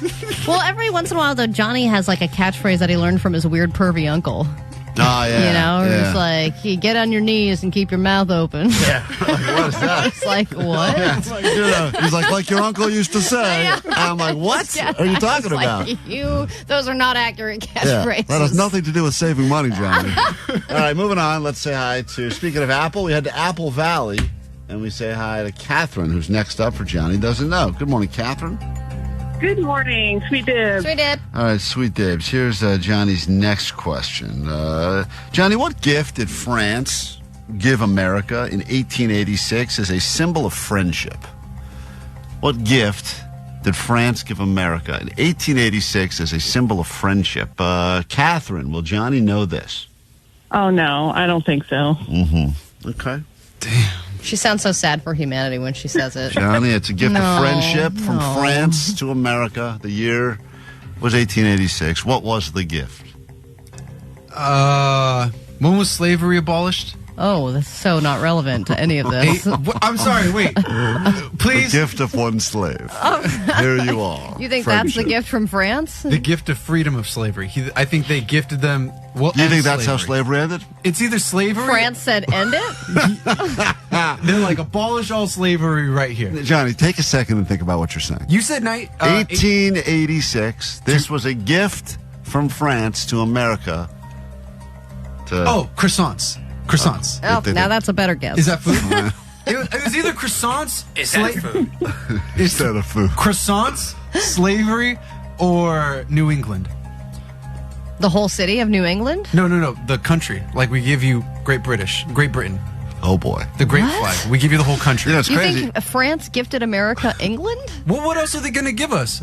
They lost World War II. Slavery was actually the least dumb thing he said. I can't even believe it got dumber than that. All right, Catherine, good job. You said he wouldn't know. He didn't know. Yes. Johnny, I'll give you a hint. It's a statue of some sort. Any guesses now?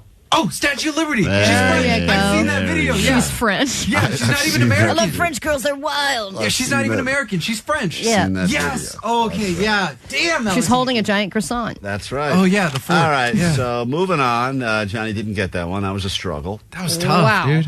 What's that college? I don't know why I feel exhausted after I'm this. tired and sad and scared and all Tired the and things. scared. Sabrina, let's go to the 714. Sabrina, good morning.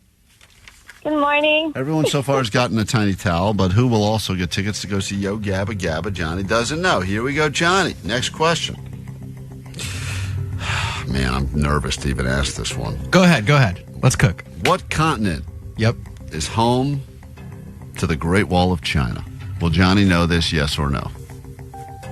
Oh, he has to know this. I'm going to say, Did you not hear what just happened over the last conversation? yeah, that was pretty funny. Okay, but he has to know this one. He should. Okay, should is yes. should. All right, what continent, He Johnny, should. is home to the Great Wall of China? So you thought I was going to get tripped up and say China because you said China in the question, but originally you said continent. Mm-hmm. China's not a continent. China's a country. Asia is a continent. Wow, Johnny. With confidence. I feel like you're making improvements. I think a couple years ago you wouldn't have gotten that. No, because he would have tripped me up because he's like, I think Johnny, a couple of minutes ago he wouldn't have gotten Yeah. that. I'm actually surprised. I think he almost talked himself out of it. All right, one final person now. Everyone is predicted correctly for the most part, which is great. Sabrina, Caleb, and Freddie, and Catherine. We give one more person a chance, and this will be, let's go to Jasmine. Jasmine wants a shot. All right, Jasmine, all the baddies out here for Johnny. Here we go. Final question. Johnny doesn't know. Jasmine, good morning. Good morning. Okay.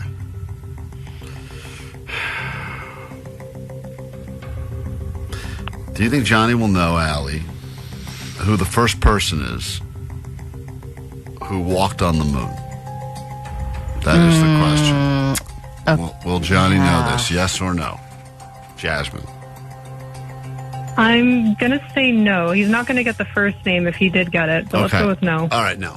She says no. Johnny, who was, or maybe it's one of them trick questions we've asked you before. First person to walk on the moon, she says you will not know. Well, I could have sworn we had this conversation earlier, like a month ago, talking about we didn't even go to the moon. It was fake. Is that your answer? Well, Nobody? That's not the answer. Somebody did do it. It was either... The question is, who? Yeah, who did? I think it's either Neil or Buzz. It's one of those two dudes, but I'm going to go with Neil. You need a full name. Neil Armstrong, because he was the All right. guy. Johnny, look at this. I actually think whichever college you started promoting, it's somehow SMC, baby. SMC. Somehow bleeding Walking into your on brain. the moon. Yeah. This is the most correct answers you've ever gotten around that Johnny doesn't know. And Well, I mean, there's not very many. No, and the ones he got wrong, he got very wrong. But still, it's impressive, and for you, it's a win. And Allie, of everyone who predicted correctly, you have to pick at random now. It's Sabrina, Caleb, Freddie, and Catherine. I'm settling in on Catherine. All right, Catherine, good job. You have gotten yourself some tickets to go Yo Gabba Gabba. Everyone else, hold on so we can get you some tiny towels. A show that's on Johnny's level. Johnny will need someone to explain that show to him. But hold on, more show after this quick break. Your news is next, and then your 21 Pilots tickets less than 15 minutes away. Our kids are out of school, which means we're working longer. Klein Alley Show is now live till 11 a.m. because it's better than scrubbing popsicle stains out of our couch all summer. Klein Alley Show. Bad parents, good show. KROQ. Johnny Doesn't Know is driven by Star.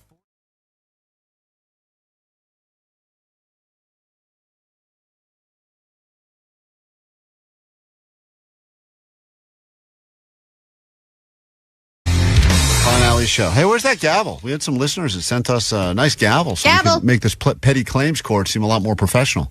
You can go ahead and check out the YouTube right now as we're streaming live, and you can watch Vanessa scurry in here with our brand new gavel. So Come on, scurry! Smashing that hammer down. We got petty claims court to get to. Usually this would be listeners fighting about something petty that's going on. Yeah, thank you. We need that gavel. That's the most important part of petty claims court. And thank you to, hold on, someone sent this to us. Let me read this note we got. Wow, that's real deal, Allie. That's a real nice gavel right there. Something to make petty claims court spicy. Ooh. Love you guys. Sweet Dibs listeners, Monica and Amelia. Well, thank you for sending that to us. I love that. We're not above receiving gifts from you fine people that listen to the show. All right, great. So now we got Allie and we got her wife. And Allie, usually you get to be a part of the decision making in petty claims court. In fact, usually you tally the votes. So can I not this time? Of course you can't, because you're now a defendant. Okay. It's time for petty claims court. In the legal system, cases are tried from Supreme Courts to small claims court. But what about stuff that's too small for small claims court? This is petty claims court. It's got some girth to it. Nice hammer right here. Petty claims court is now in session. Allie has accused her wife of something. Also, Allie claims she never farts, so we'll have to start with that issue, but then we'll get into the real issue. Let's it's not just dwell on that. The chore thing. Let's bring Allie's wife on the phone as well. This is Katie. Everyone knows Katie intimately. Hi. Hello, Katie. How are you?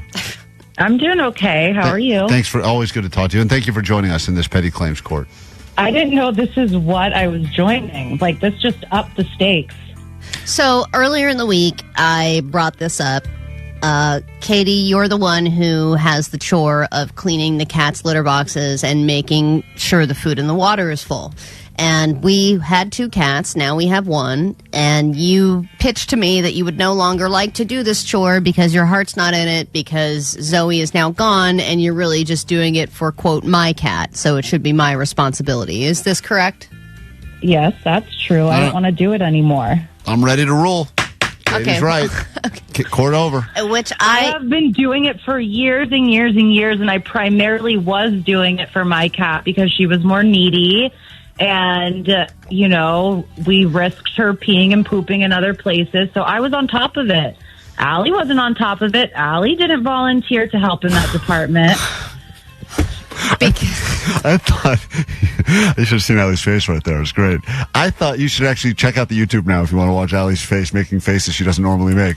Wait, that's a really good idea. I have it on. Katie, I thought both of the cats were both of your cats. Am I wrong here? Didn't you both get both cats together?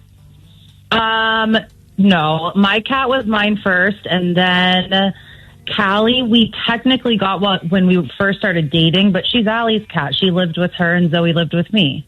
And then they came together. Right, so she's our cat.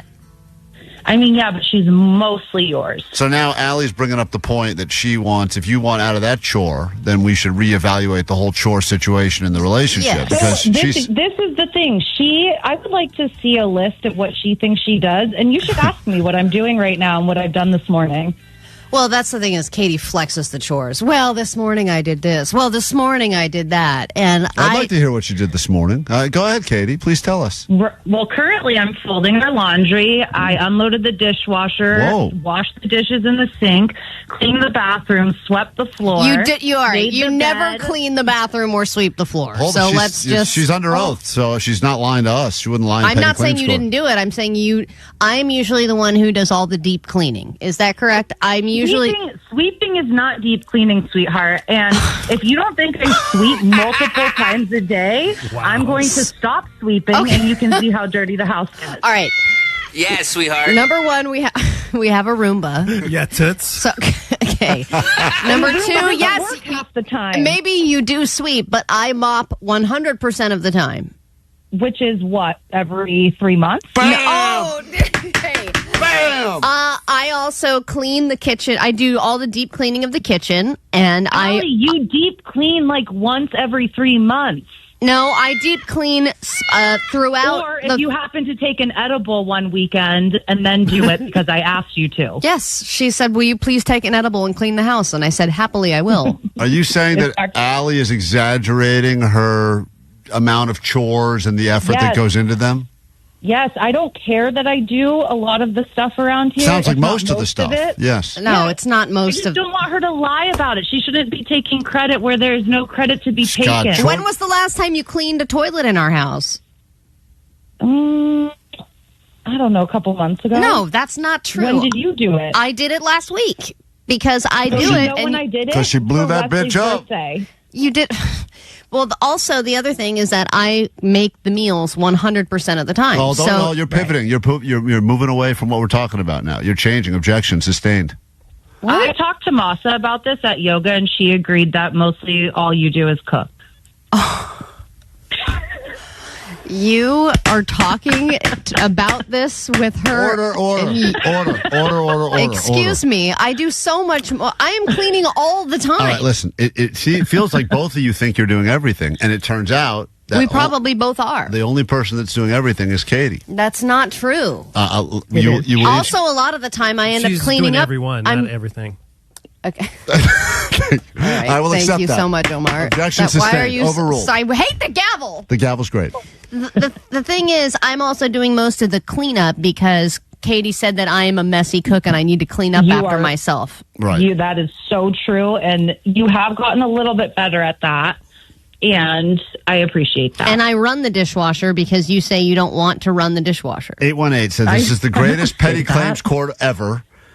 You guys need to get one of those litter robots that will take care of the kitty litter duties. It sounds like the two of them are going to straight up split after this conversation. I can't believe you would make them do this before Valentine's Day. Mm-hmm. LMAO, she's talking to the yoga instructor about Allie. Unbelievable. I mean, it's people are fired up. You will get 10 seconds of closing arguments each, and then we will have to turn this over to a vote of your peers. Everyone has got jury duty this morning. Sorry to break it to you. Then we'll come back from the break and we will announce the results. Katie, you have 10 seconds. Yeah. You've been accused. Wait. Okay. Yeah. What am I accused of? What am I defending myself? Well, that's a good point now, Allie. What are you accusing her of? I'm accusing her of now getting out of the chore of cleaning the litter box when the chores are, in my opinion, evenly split or even skewed towards me where I do more. All right. 10 seconds, Katie, to defend that. Ridiculous. Okay, so stop laughing at me. Okay, sweetheart, maybe calm that's down. my argument. All right, her laughter is her argument. There's your 10 seconds well used. Allie, you have 10 seconds as well. You seem a little bit more unhinged. Come on, Toots. I work twice as many hours as you do. Okay, so you have a lot more time to do the laundry and fold the laundry. And if I do try and do the laundry, then you say I'm not doing it right. So you do the laundry, and then a lot of times you will leave it in the bin unfolded for days. All right, 10 seconds. All right. Votes now. You got to vote Allie, you got to vote Katie. Someone's going to... Katie or Sweetheart. Katie or Sweetheart, get your votes to us. 800-520-1067. I cannot wait for the verdict. We'll come back with that. 626 Allie has stolen chore valor. It is stolen valor. It is stolen chore valor is what it sounds like. It really does. We'll come right back with the results of this petty claims court after this quick break. Oh, my God.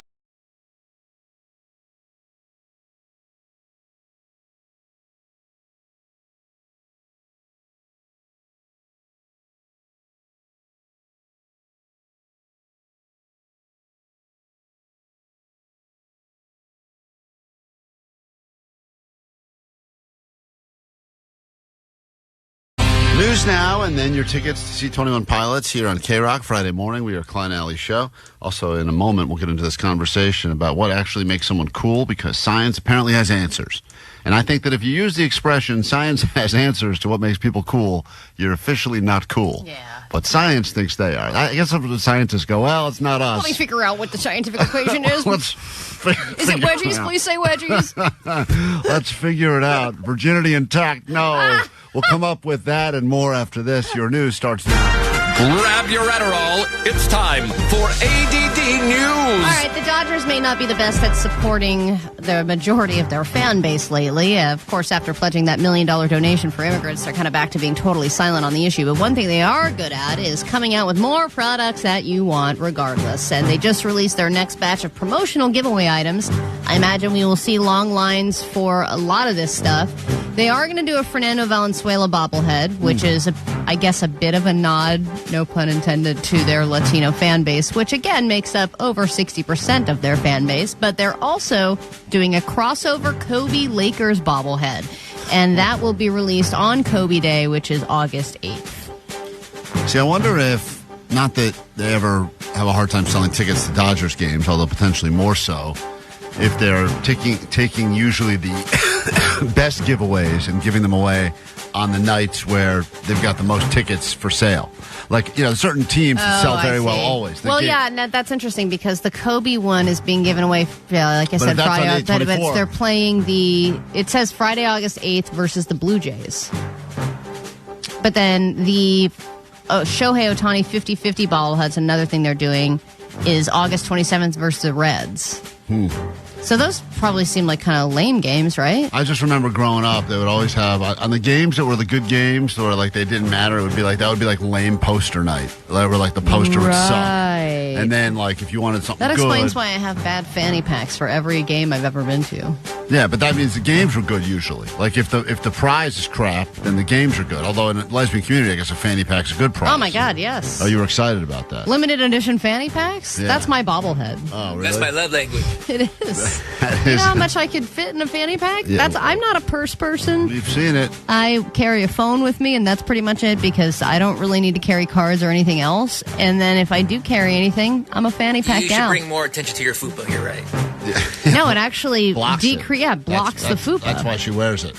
Yeah, and then if my boobs are looking weird, I can do crossbody and block the weird boobs. Everything Allie wears is to block parts of her body she's ashamed of. As it should be. Yeah, I just need a butt fanny pack now. Allie was going to buy that. Allie was going to buy that Birkin bag yesterday to put on her face. That's what she was going to wear around. It's just upside down. You bought that $10 million purse wearing it on her face. It's just covered in purses to cover up all my This looks like a bag lady. All right, so these ice raids have been increasingly aggressive, increasingly frequent in Southern California. It's horrible to see. And this time they are coming for the pot farms. They hit up a place called Glass House, and this was in Camarillo. Before they were going to Home Depot parking lots and Lowe's and Denny's locations and car washes, and now they're hitting up cannabis farms. Things got violent at this one. Protesters showed up, which it's crazy. Things are going to get violent because these tensions just keep escalating, but also weed usually makes people not violent. Usually. It's like everyone's so happy around weed, but not in this case. So they found a lot of, they claim, undocumented minors that were working at the pot farm, but then things escalated. They fired tear gas. They did those less than lethal rounds or whatever. And they're also said that somebody fired a pistol into the crowd, and now they're trying to they're offering a $50,000 reward for that person. So, I mean, I feel like every time we read about one, it's sad. And then now just see, it's so fascinating to see what locations they're hitting up and why. Because from the beginning, it was like, oh, we're just going to get the criminals and the convicts and stuff. So let's go to a Lowe's parking lot. And it's like, well, no, that makes no sense. I mean, at least like you can think about where you would find, quote, criminals and get a little more creative than the places that they're going to. They're not hanging out at car washes. Like a pot farm, maybe at least there's some stuff going on there that won't be 100% legal. But it's not like violent crimes. Weed crimes are like nothing. There's like 40,000 people that work in the farming industry all around that part of, Southern California to do a variety of jobs. Weed maybe the coolest of them all, but still. And I thought that the president said and they're working. we shouldn't target farmers. And they're working. And they're working to grow crops so that we can eat and or smoke weed. So, right. Which go hand in hand, okay? The more weed we smoke, the more food we want to eat, and the more farmer jobs we get, okay? It's all a wonderful circle, and we've been happy with it. We did successfully start and accomplished our 10K tacos for L.A. Maybe now we have to do the 10K joints for L.A. To support all of the 10K J's, all the hardworking farmers out there that are growing cannabis. We'll do it. If we have to do it, we have to do it. All right, and then finally, it might be 7-Eleven Free Slurpee Day, but there is another food-related story I have to share with you, and that is the heating up chicken wrap battles. The snack wrap came back at McDonald's. Apparently, this is a big deal. People were very excited about the snack wrap coming back, and now rival chains are hopping on the snack bandwagon, and they're releasing their own fried chicken roll-ups, and it seems that Popeyes and Taco Bell are releasing their own the return of the chicken wars. Chicken-related snack wraps. But it's funny that it's like a true sign of Ozempic, right? Because the other one was like the chicken sandwich battle, and it was like these big fried chicken sandwiches, and it was like, I'll eat this one and then this one, and now it's like a snack wrap. Yeah, just one chicken. Just a little snack. One chicken nugget, then I'm full. I'm so full. Hey, this band right here is going to be in town tonight playing a show, and if you're going, I'm super jealous because they will be at the Orpheum. And this is Yes. We get into a brand new hour of the show the second the song is done, and the very first thing we do is pick up caller 20 and give you tickets to 21 Pilots. If you'd like to go, call now, 800-520-1067.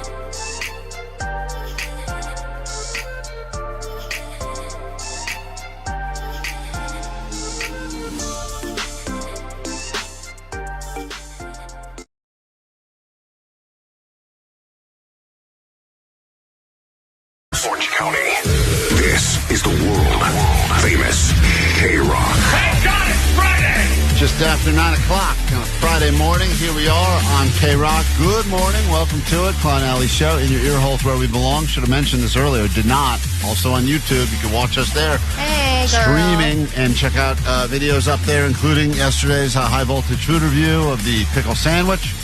Still feel like I'm not right. That changed me or something. You're never right. Or how's your toe?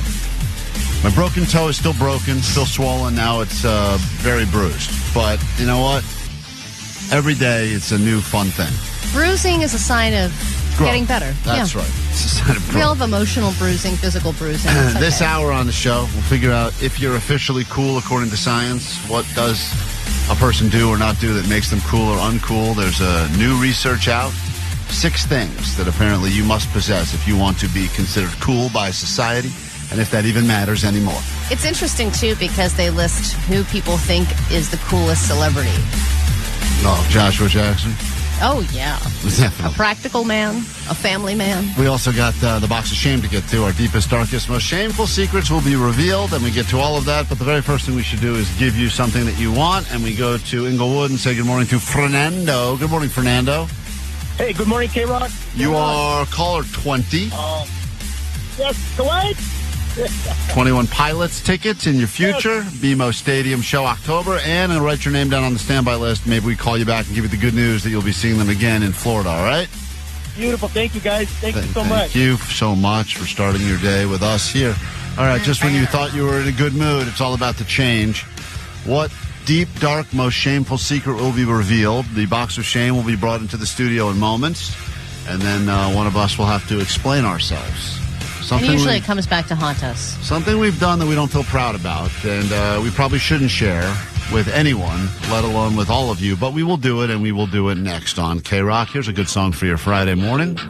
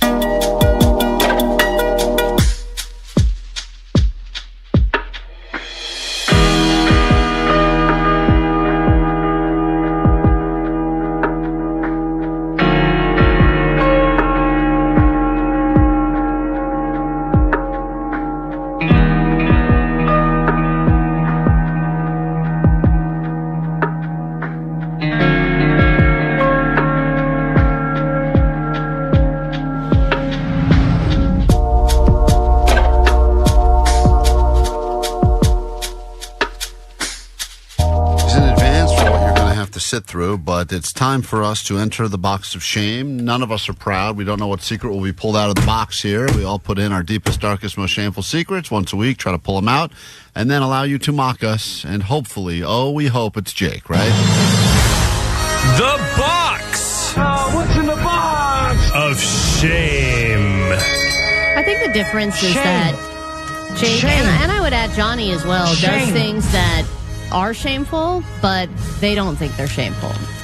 Like what? Well, you do shameful things all the time. I mean, even just you saving a burger in your trunk and all that was Right. just a general Friday night for you. Yeah, and that was out of shame of my car. I'm cognizant of it. Yeah, I know you're cognizant of your shame, but you also bask in your shame. Things that most people would be like embarrassed about, you kind of, for you, it's pride. I wasn't proud of my trunk burger. It was a thing of necessity. This person, great. Man, it's weird. Do we not mix up this box at all? Because I feel like I put things in here, and then when we pull them out, Vanessa, do you not give this thing a proper shake or stir or whatever? I give it a little chimmy. Well, Yeah, she can't reach any of the stuff in there. Yeah, you got to shake it harder because it's like all the stuff I've just put in this one. This is a new one? Yeah.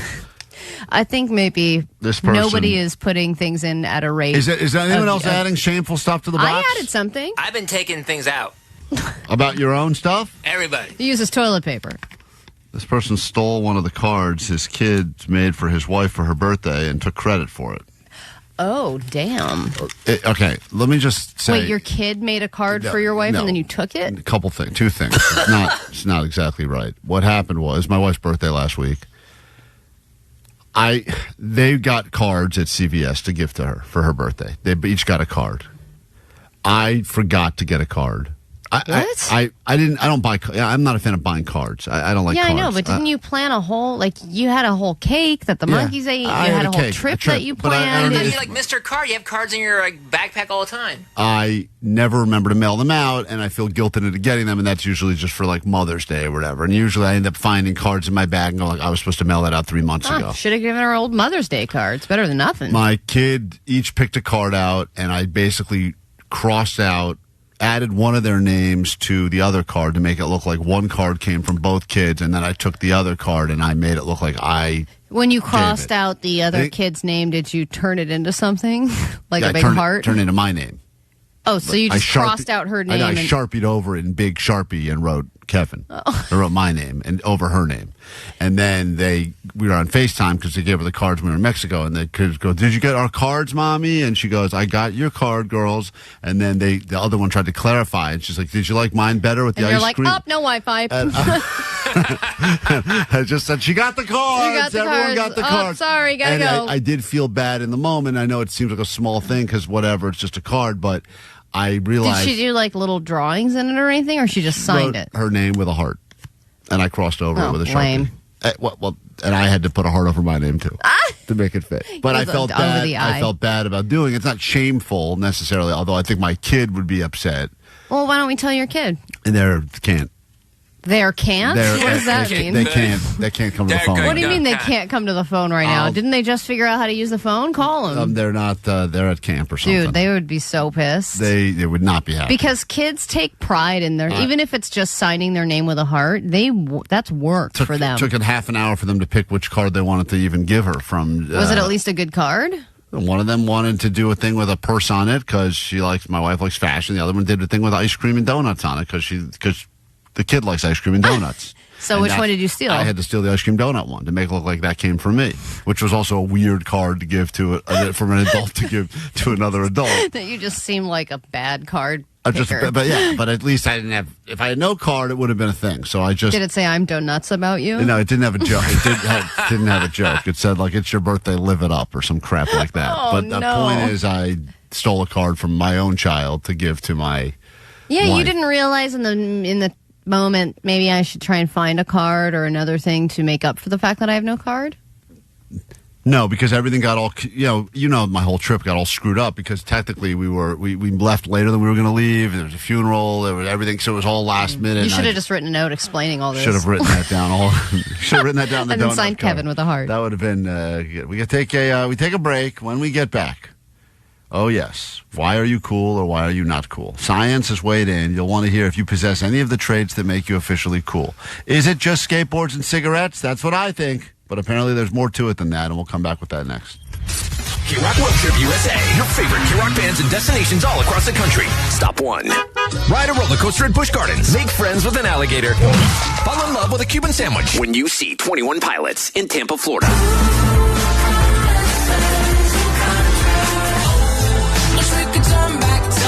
Qualify all week and you'll instantly win tickets to their show at BMO Stadium October 26th.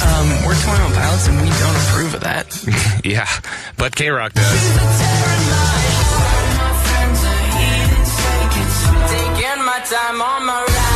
Then you could be off to Florida for round 2.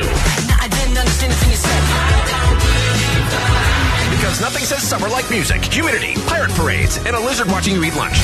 Courtesy of Live Nation and Atlantic Records. The world famous KROQ.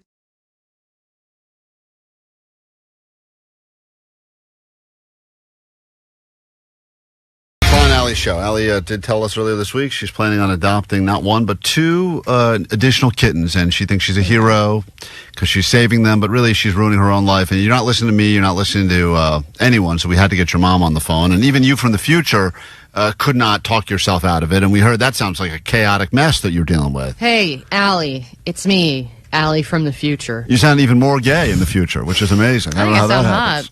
Let me get your mom back on the phone. Hi, Allie's mom. Now, Yes. she listens to you maybe, so are you a fan of her plan? Well, not really. I did notice when I sent you some of the videos, Mom. Yeah, I sent them to some of our other friends and stuff, and they're like, oh my God, so cute. And then your response was, are you getting both? And it was just more of like I can't believe what you're doing. Was I reading that right? Yes, because you said that like Callie has been acting up and meowing all over the place, and I'm just thinking, so what? We're gonna add more chaos with 2 kittens that are gonna be meowing all over the house. Well, they would cancel each other out. This is the stupid cat math your daughter's been doing, where she's been trying to explain how getting 2 new cats is actually the equivalent of having no cats. No, because who's taking care of the kittens, Callie? No, my adult cat's not taking care of the kittens. We would be in, and Wesley would help because he would learn about the responsibility of an animal. Well, get a hamster. Okay. See? Well, you have to admit, Mom, you're not a cat person. You don't like cats. Well, I mean, no, not really. Good. I love it. Throat goat. You and I are on the same page. I guess. I just think you're adding more responsibility to your life, and you guys are already super busy. You like to go places for the weekend. I mean, who's babysitting the kittens? Well, I think that's where you come in, Mom. See, I think this is what it's about. I think she knows now that she's going to be getting called on a lot to come down, watch the kid, watch the cats. A lot of responsibility is going to fall on you. You got a busy life, Throat Goat. I do. But I mean, because they're right now super busy, and Wesley's not even in school with baseball games and stuff like that. And then I'm also worried about litterback. Yeah, they carry diseases. Hey, also wait, litterback, litter boxes. Oh, the litter boxes. No, litterback. What's that? It's a thing. It's when you're straining your back all the time, picking up. Litter back is a condition people have. Allie, you can get litter back. I thought it's when you get a bacterial infection in your back and it looks like cat litter. Wow. Picking Also, up the boxes of cat litter. you talk about the chaos in that house. Allie's wife is tap dancing around, making up a huge racket as well. You know about that too? Yes, I do. Are you concerned at all that your daughter is becoming a kind of laughable lesbian stereotype at this point? The Subaru and the cats. They're going to be Catwoman. Yeah, they are. Hey, by the way, we have Thank you for calling us women. Hold on. We have a cat woman. This is Lisa on the phone. Hey, Lisa, you're a crazy cat lady? Oh, I am. How many do you have? Well, I had 2, and then a year ago I brought home 2 more from, actually I'm on my way to Bakersfield, and I wanted to bring them back, but I can't do it, so I picked up 2 more. So now I have 4. Do not do it. No, don't do it. Listen to this woman. And we had a woman yesterday that talked about how her father was eaten by his cats. He had so many. And not even a joke. This woman called and told us a real story that her dad his corpse got eaten by all his cats in the house. Yeah, but just because you went overboard with your cats and then couldn't say no doesn't mean that I'm going to turn out like you. Wait. I did not go overboard. First of all, I love cats. I love animals. Oh, boy. But getting the 2 more kittens, now I am spending twice as much. I just had to take them to the vet yesterday. One is spraying. Okay? You don't know this. I didn't a year ago. Constantly spraying in the house. Now he's on medication. I have sitting on a $3,000 vet bill. Is this Allie from the future, too? Shut up. I'm confused now. Hold on. Do you have litter back?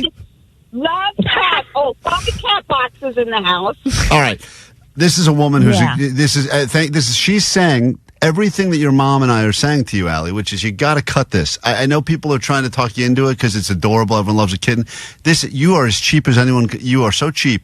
This woman on the phone, $3,000 vet bill. It's going to be happening. Think of all your vet bills, doubling, tripling. Warm in here. Yeah, it is. Ooh. Yeah, because you're making a bad choice. Look, well, also, I think it's my mom. You're biased because you're allergic to cats.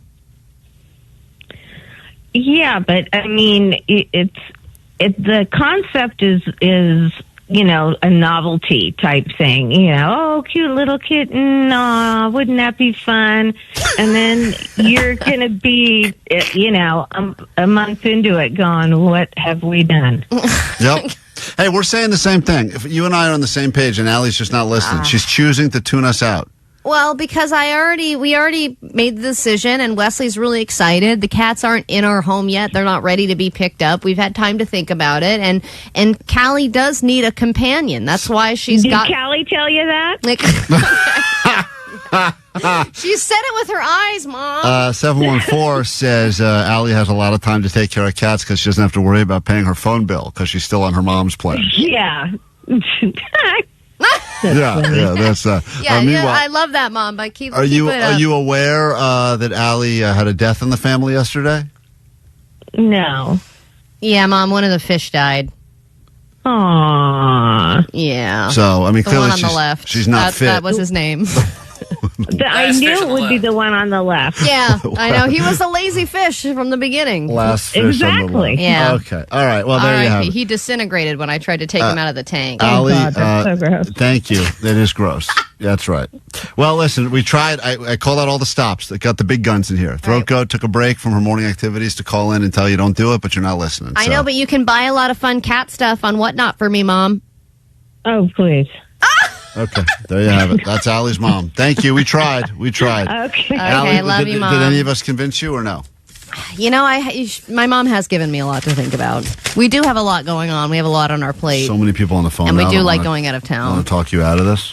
Do you need to hear I feel like I'm so warm. Let me just get Allie from the future on again. Yes, go ahead. Hey, Allie. It's me, Allie from the future. I know. Don't listen to these people. Everything is great. We are so happy, and you are loving life. You sound happy. The future sounds good to you. No, we got to take a break. When we get back, that's Allie from the future. Everything will be fine. It's not me.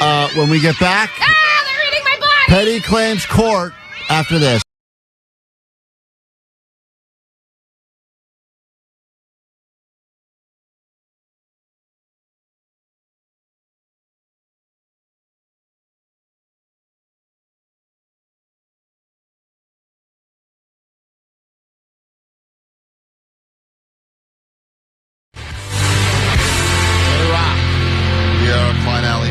Never guess who that was. Foo Fighters. Oh, you got it. Foo Fighters. Today's song. It was new music on KROQ, celebrating 3 decades as a band.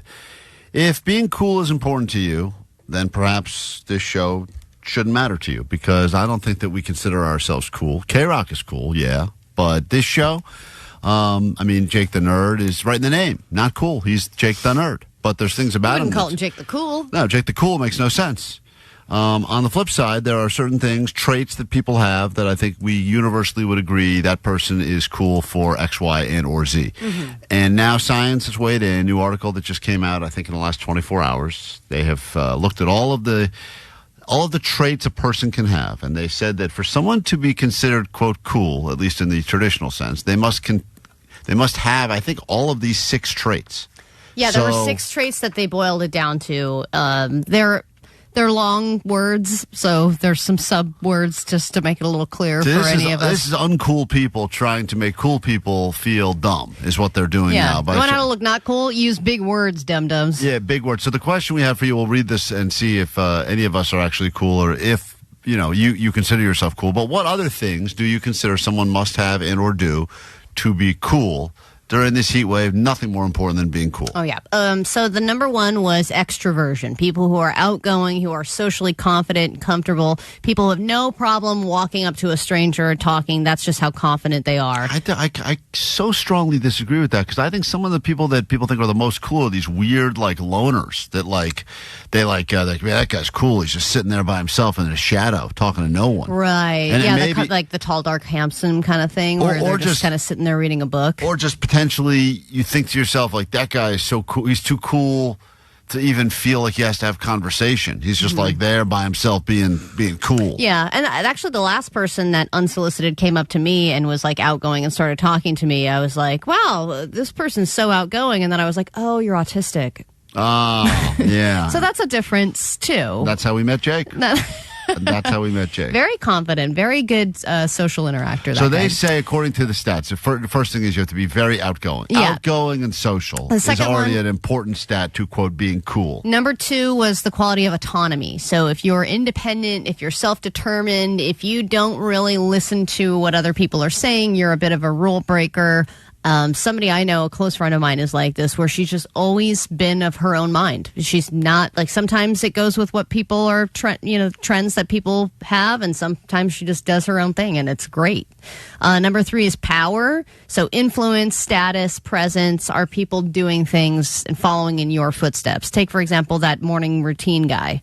The guy that posted his morning routine went viral. Millions of people were trying to follow it. That guy was seen as cool because he's influencing the public. That guy's cool? He was drinking that cool water. The water was cool.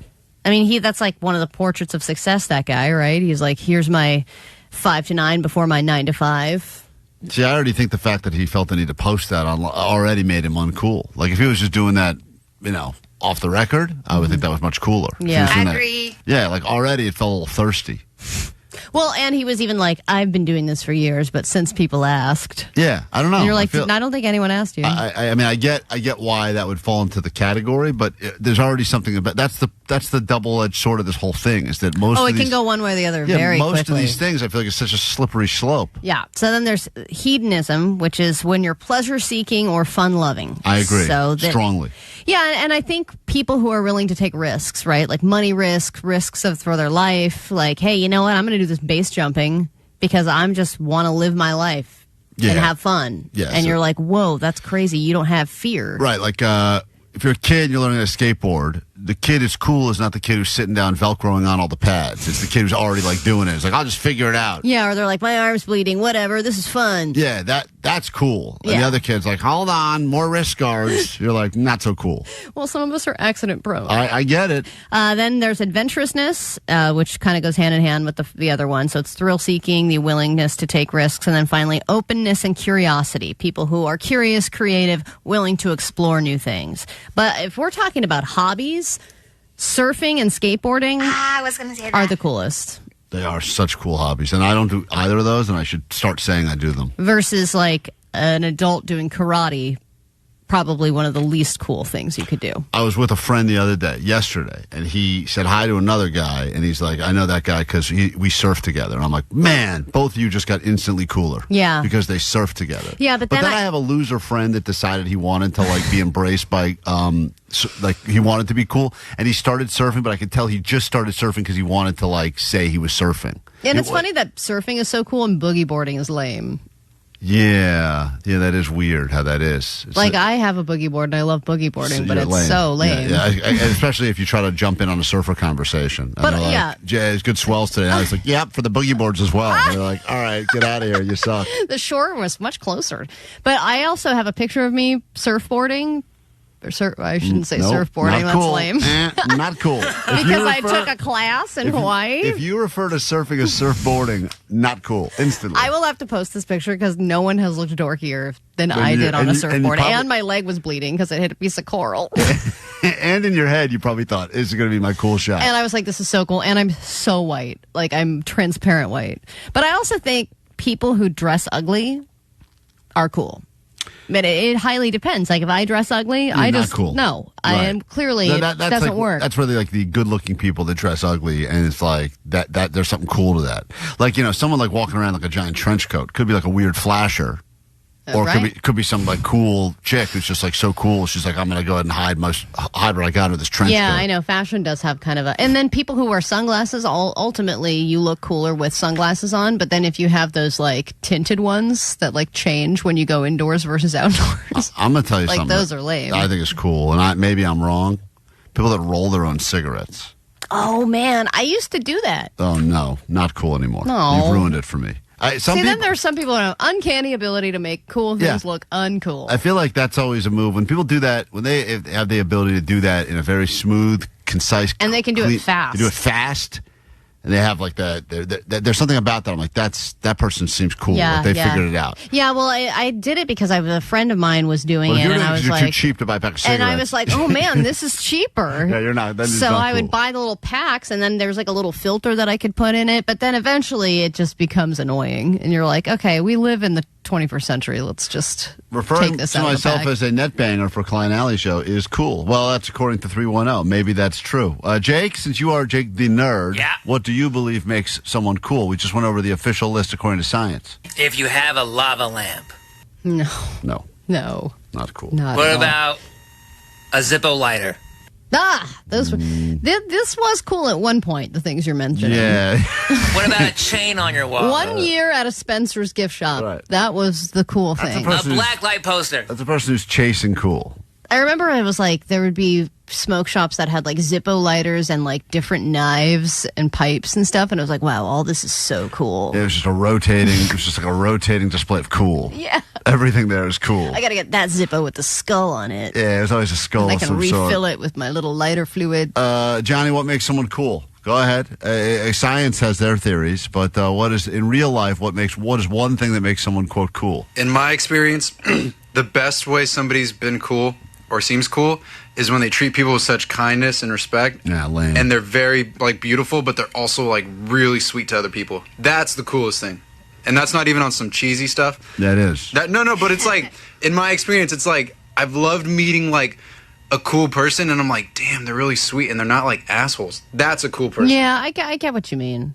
But also, I feel like Johnny is cool, so he can't really speak on it. Yeah, he doesn't know it. He can't figure it out. Thank you. Vanessa? He has those like baggy pants, cropped shirt things. Yeah, but sometimes he looks, he can't figure out what he is. But then he does weird things with his hairstyle, like, oh, I'm in a mullet, and like somehow that's cool. Yeah, it's really annoying. So I was gonna say if you're a surfer, because you could die any day you go surfing. But since you already mentioned that, my next one is if you're like flamboyant or like you don't care what you wear, like you're out there with your clothes, and it's not because you're trying, because that is your style. You wear all the accessories, all the accessories. I couldn't say that. What are you trying to say? Accessories. Accessories? I think it's a type of it's a type of dinosaur. Accessories. No one help Vanessa when she's trying to think of words. I did it. I figured it out. accessories. Yes, and then that makes you cool. Yeah, because you're just like confident, like I'm gonna be colorful, I'm gonna wear everything, and this is just who I am. And I'm like, you go, girl. Yeah. You go. I love that person. They're so cool. Yeah, or they just wear things that are like from totally different time periods, Yes. and they're like, I'm just going to wear this like plaid skirt with this weird sweater vest thing, and then like, and you look like if separately those things would not belong together, but somehow it works. And they pull it off with such confidence. You walk into a show, I don't know, like, let's call it like a Royal Otis show. You're like, everyone here just seems cool.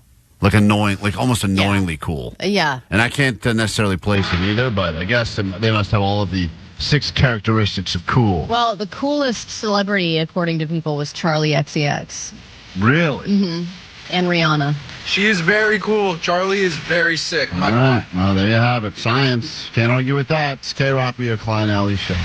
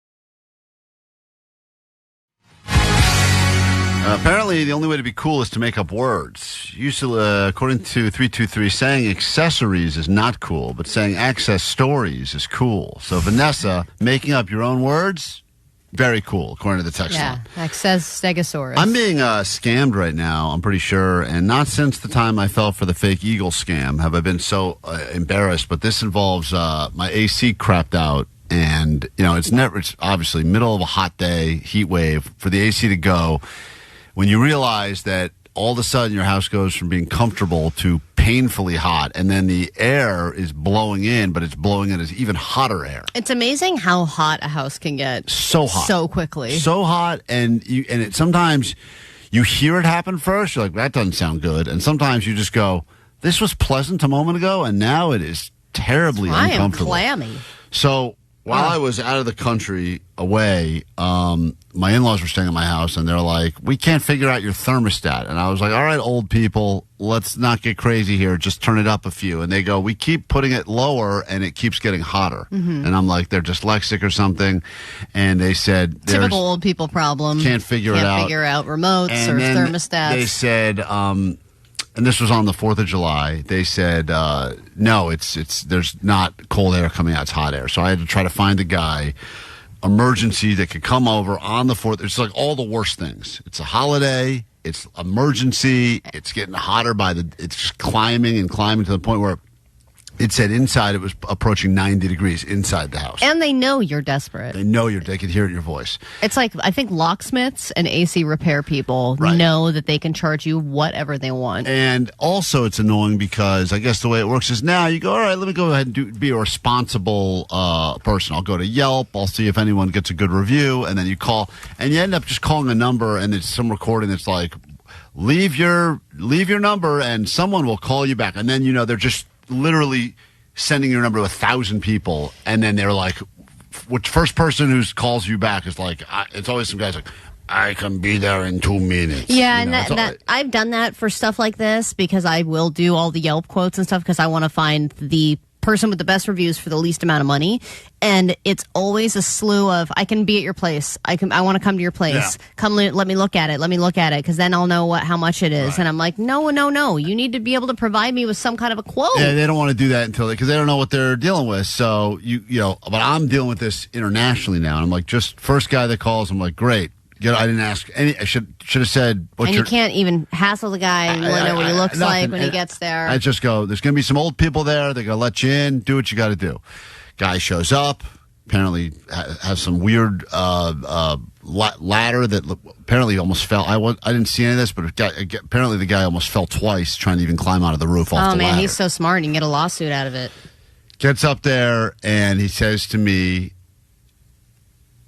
you have a leak and you have no Freon, and I can fix the leak for cheap, but I need to put in 13 pounds of Freon. Now, once again, I'm not a man. I have no idea what that means. No idea. I thought Freon... Is that the stuff that keeps us cool? I thought it came from the future. I was like, where are you going to get that? You have to go to another planet? Or he's like, no, I have it on me. You have to go back to the future? Where do you get the Freon? And he's like, I have the Freon, but that's what's going to cost you. And I go, dude, I need to get AC in the house. Kids are there. In-laws are there. He goes, and these are the most vulnerable communities when there's a heat wave, right? That's all they talk about. Children, dogs, and old people. Yeah. That's all that's in my house. The most vulnerable. And it's climbing like a degree a minute. It is hot. And it's only like, at this point, it's, it gets even hotter as the day goes on. And then finally it cools off at 9. But it pretty much climbs hot. You didn't do any of tell them to do any of those cheap hacks where you put ice underneath a fan and stuff like that? I said to the guys, are there any other options? He goes, Freon, 13 pounds of Freon. I go, that's really what you have to do, 13 pounds of Freon? I said, that's right. So the guy, I said, what's that going to cost? Now, Allie, if you had to guess, 13, it's middle of the day, 4th of July. Guy knows he's got me. I'm international. I'm not around to monitor the situation. We've got crying old people, crying babies in the background. Everyone's upset. 13 pounds. I'm going to guess maybe it's $20 a pound, $20 a Freon pound. Yeah, you wish. A few $100? This isn't ground chuck here. I don't even know what the going rate for Freon is. Is it guy goes $1,300. $1,300. He goes, but if you Zelle, I can do it for $1,250. Oh, thank you for the $50 discount. So I say, all right, I got no choice. I'm not happy about it, but fine. So I Zelle the guy. I can't wait to find out from listeners if that is a good price point. I don't even want to know how much I got ripped off. The guy puts in the Freon, gets off the roof, leaves. Place gets cool until yesterday. Now, yesterday, it is boiling hot again. House is boiling hot. There's no air coming out. There's nothing. And I start calling this guy, and I say, hey, you were just here on the 4th. You charged me $1,200. You said you put in 13 pounds of Freon and fixed this thing. My house is hot again. Mm-hmm. He goes, yes, it's hot. So, yeah, I know it's hot. That's what I'm telling you. Yeah. He goes, I will send a technician. And I'm this like, is the guy that's getting me out of my gym membership. I said, you're same voice. I said, you're the technician, though. You're the guy I talked to on my phone. He goes, yes, but not today. I'm not. So, meanwhile... But they better fix it again for free, right? I asked the guy when I paid him. He goes, oh, yeah, 2 years warranty, no problem. That's what he says, 2 years. Meanwhile, guy disappears, ghosts me, stops taking my calls. Oh, my God. Stops answering, stops everything. You got scammed. Then I finally... He probably didn't put anything in there. I grab my buddy's phone, and I call the number, and the guy answers right away. And I say, hey, what are you dodging me now? I go, I paid you for all this Freon. Where the hell's the guy? Where's the Freon, he's like, dude? yes, it's hot. And he goes, okay. He goes, I'll call you back in 10 minutes. Same scam again. Same scam again, the guy pulls. Then finally, nothing. So I send him the God, how livid are you at this point? And I'm hot. And you're hot. I sent him I'm sending the most threatening text I've ever sent before. And it's basically like... Not since the dentist with my tooth out have I yelled at somebody. I go, I am going to make it my mission to ruin you. You will this whole thing... I've got a brand new tooth glued in. I got a new tooth confidence, this and that. And the guy sends me back a text, and he goes, apologies.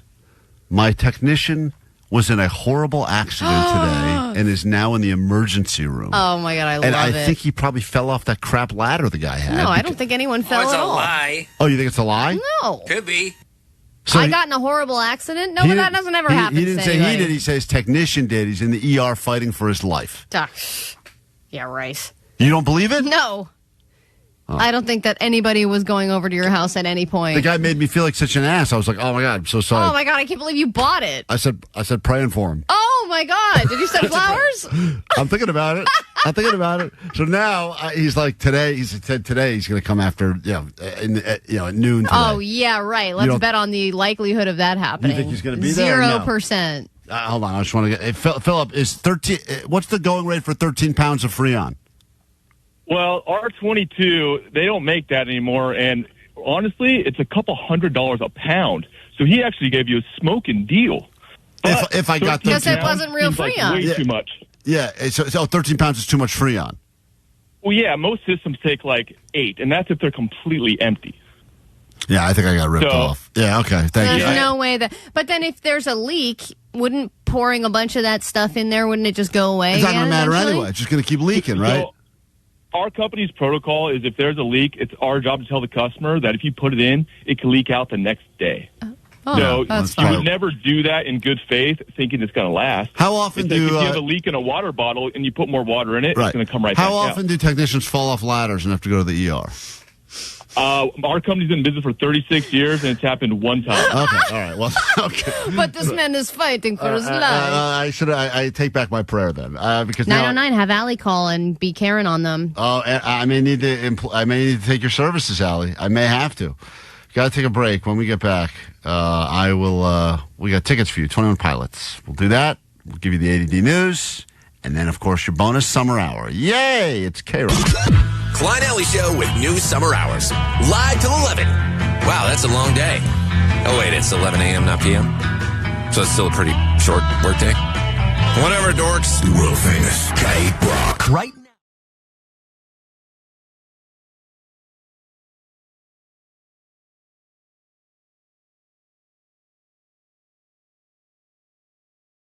On a Friday of Coachella, where you'll see that band right there, Green Day. And if you did not win tickets a moment ago, fear not. We have another pair we must give you before we get out of here in about 30 minutes. So between now and that pair of tickets, we're going to talk about some of the Coachella food. We've got some of the limited edition Coachella drops and collabs that are happening in our studio right now. And to help us go through this all, a man that you have seen many times. Very jealous when I look at the How Kev Eats videos on Instagram, because he's always in his car. He always looks very comfortable, and he's shoveling food into his mouth, and he's traveling around the world eating food. And I don't know if you are the biggest, but you are definitely probably one of the biggest LA-based food review guys out there, right? I would say so, Are you bigger than Grubs with Greg? He works down the hall, so you can talk smack if you want. Listen, numbers don't matter. We're all out here doing what we love. So you're crushing him. That's what you're saying? No. Yeah, all right. You heard it here first. How Kev Eats is now. He's going to try some of the food and show us how a professional review goes, and then Postmaster Johnny has got the shot collar. Where's the shot collar, Johnny? Oh, it's right here. Okay. He's going to put the shot collar on at some point, and then he will do a review the way we do food around here, which is the high voltage style. In all of your food reviewing videos, have you ever used electricity to help? I have not. No. It seems stupid, doesn't it? It seems a little wild, but no judgment. All right, fair enough. And I want to ask you because I found recently I saw this new app, and this is something that I think a lot of people, we do a thing on the show called the Dank Tank, where people pitch us their ideas. Mm-hmm. And this feels like a idea that everyone has had before. An app that could help you keep track of all of the places you've eaten delicious food. So if you're super drunk and you had a great street taco, you don't forget where you got that street taco. But you took it to the next level. The app's called the Biter app, and you're a partner in this. And how did this whole thing happen? So basically, I had this idea a long time ago, about 4 or 5 years ago, and I wanted to create kind of a map of all of my ratings, including my scores. And I went back and forth. It was originally supposed to be a website just for my own stuff. And then a middle school friend of mine, shout out Austin Mills, was like, hey, my friend has a really good idea for a food app. He's currently in middle school, or he's a friend from middle school? No. He's grown up now. Okay, good. I was going to say, that's a real problem. Yeah. And then we basically get on the phone, and this guy, who is now my co-founder, Daniel, he proceeds to explain my own idea to me for 15 minutes. And I'm like, you got to be kidding me. And then we ended up becoming partners, and now it's the Biter app. So the idea is pretty much if you follow any of these people that are doing food reviews, TikTok, Instagram, whatever, and you're like, oh, man, I forget where it was, but someone had the best piece of cake or the best cheesesteak or whatever, you could check out there and you can just go on a food tour. There's so many good places to eat in L.A. I think it's the best food city I've ever lived in because there's so many different styles where you could, you have crushed sushi, but you could still have an amazing slice of pizza. Agreed. And so as a result, you can use the Biter app and help follow along. So if it's you, or if it's Greg, or if it's any of these other guys, or if it's your dentist who happens to be the biggest foodie, he or she can also go make their own map. Anybody in the world can make their own map, and they can share that map with their friends. And you could be the friend with the best recommendations, or what have you. As well as lists will be there, and a video. If a creator's done a video on it, it'll also be there. I'm curious because a guy like you that knows this city well and eats a lot of food. I mean, we all eat a lot, but you're probably doubling up because you have to do the content, right? And I'm curious as to if someone's like, I got a visitor coming to LA for 24 hours, and this is a tough question. Mm-hmm. Where are 2 places that they must eat while they're here for 24 hours? That's a great question. Because for lunch, sorry to interrupt. Yeah, for lunch, I would say you have to go have either Mexican food here, because the Mexican food in LA is amazing. Mm-hmm. So, and don't go somewhere that is a restaurant. Go somewhere that is a food truck or a food stand for street tacos. That's what you want to go get. Or I would get Howlin' Ray's for lunch, because I think some of the best Nashville hot chicken, if not the best, is in downtown LA. And then for dinner, I would say a couple things. There's a big Persian community here, so Sadaf and Encino, it's great Persian food. Or I would go to Anna Jack Thai, which is fantastic. Or my personal favorite Italian restaurant on Highland and Melrose, Osteria Mozza. All right, so there's some pics from a guy that sits in his car, eats food. And the other question is, this all started when you were just you were really microwaving pizza. You were showing people not to microwave pizza. That was kind of how this whole thing began. Pizza rolls, yes. Now, here you are. And ironically enough, we have some of the pizza collabs that are going to be at Coachella this weekend, including a limited that's between Yeasty Boys, the Bagel Truck, and Prince Street Pizza. And this is only available at certain events that are happening in and around Coachella. That's also a collab with Brave Hot Sauce. So they've all collabed on something. Now, meanwhile, for those of you that aren't going to the desert but still want to take advantage of some of the Coachella collabs, there's another collab that's happening between, and this one is one of your favorite places, the Boiling Crab, Prince Street, and this is a Postmates collab as well. Yes. And they're doing different types of pizza. So in a moment, you can pick whichever. We've got a lot of food here in front of you. I want to see how a professional, a food reviewer that does this well, does this to millions and millions of people all the time on Instagram, how that would look if you were to go ahead and review one of these items right now. And then Johnny, who's got the shot collar, it's so funny to look how happy Kevin looks, how Kev eats looks so happy. And Johnny, you look so sad right now. I'm not sad. I'm like really excited too, because it's free pizza right in front of my face. But then part of me's like, damn, I really got to get shocked right now, bro. Yeah, that's right. You are going to get shocked right now. Let's see how Kev eats. Which one of these things you want to try right now? The pizza bagel sounds really interesting to me. Okay, so normally this would be you in your car. You'd be doing the review. You got the selfie style, and you're very brutally honest with your reviews, which is what I like about you. You don't BS it. So he's looking at it right now. This is it's a Yeasty Boys bagel with the Prince Street on top. He's sniffing it. Oh, he's giving a proper evaluation. Bagel itself is crispy. Can I eat it? Yeah, please. This is you're going to show Johnny what a pro does, and then Johnny's going to attempt to replicate this with the shot collar on him. Oh, listen to that crunch. ASMR. That's a great crunch right there.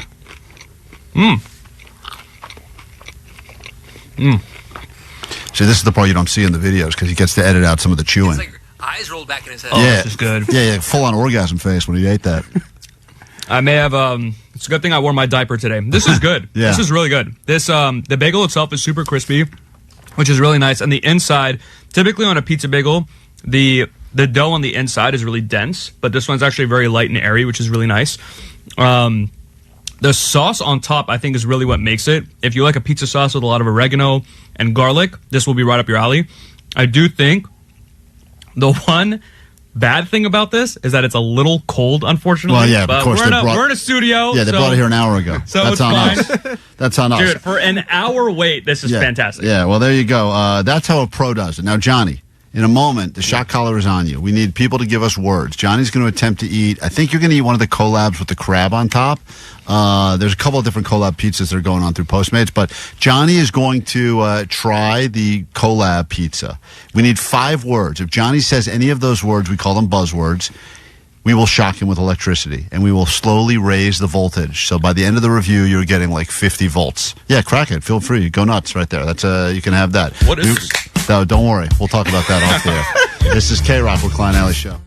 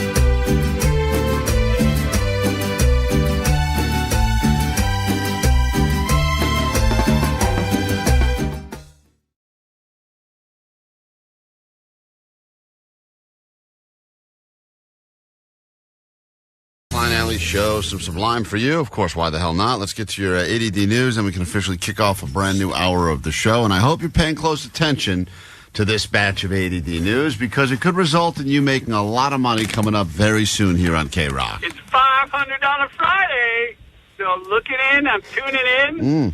I hope to be calling in. Well, listen, you'll have that opportunity coming up with your $500 Friday. Allie knows the news, but first you got to focus on what's happening in the world. These could be answers to future questions, so listen closely. Grab your Adderall. It's time for ADD News.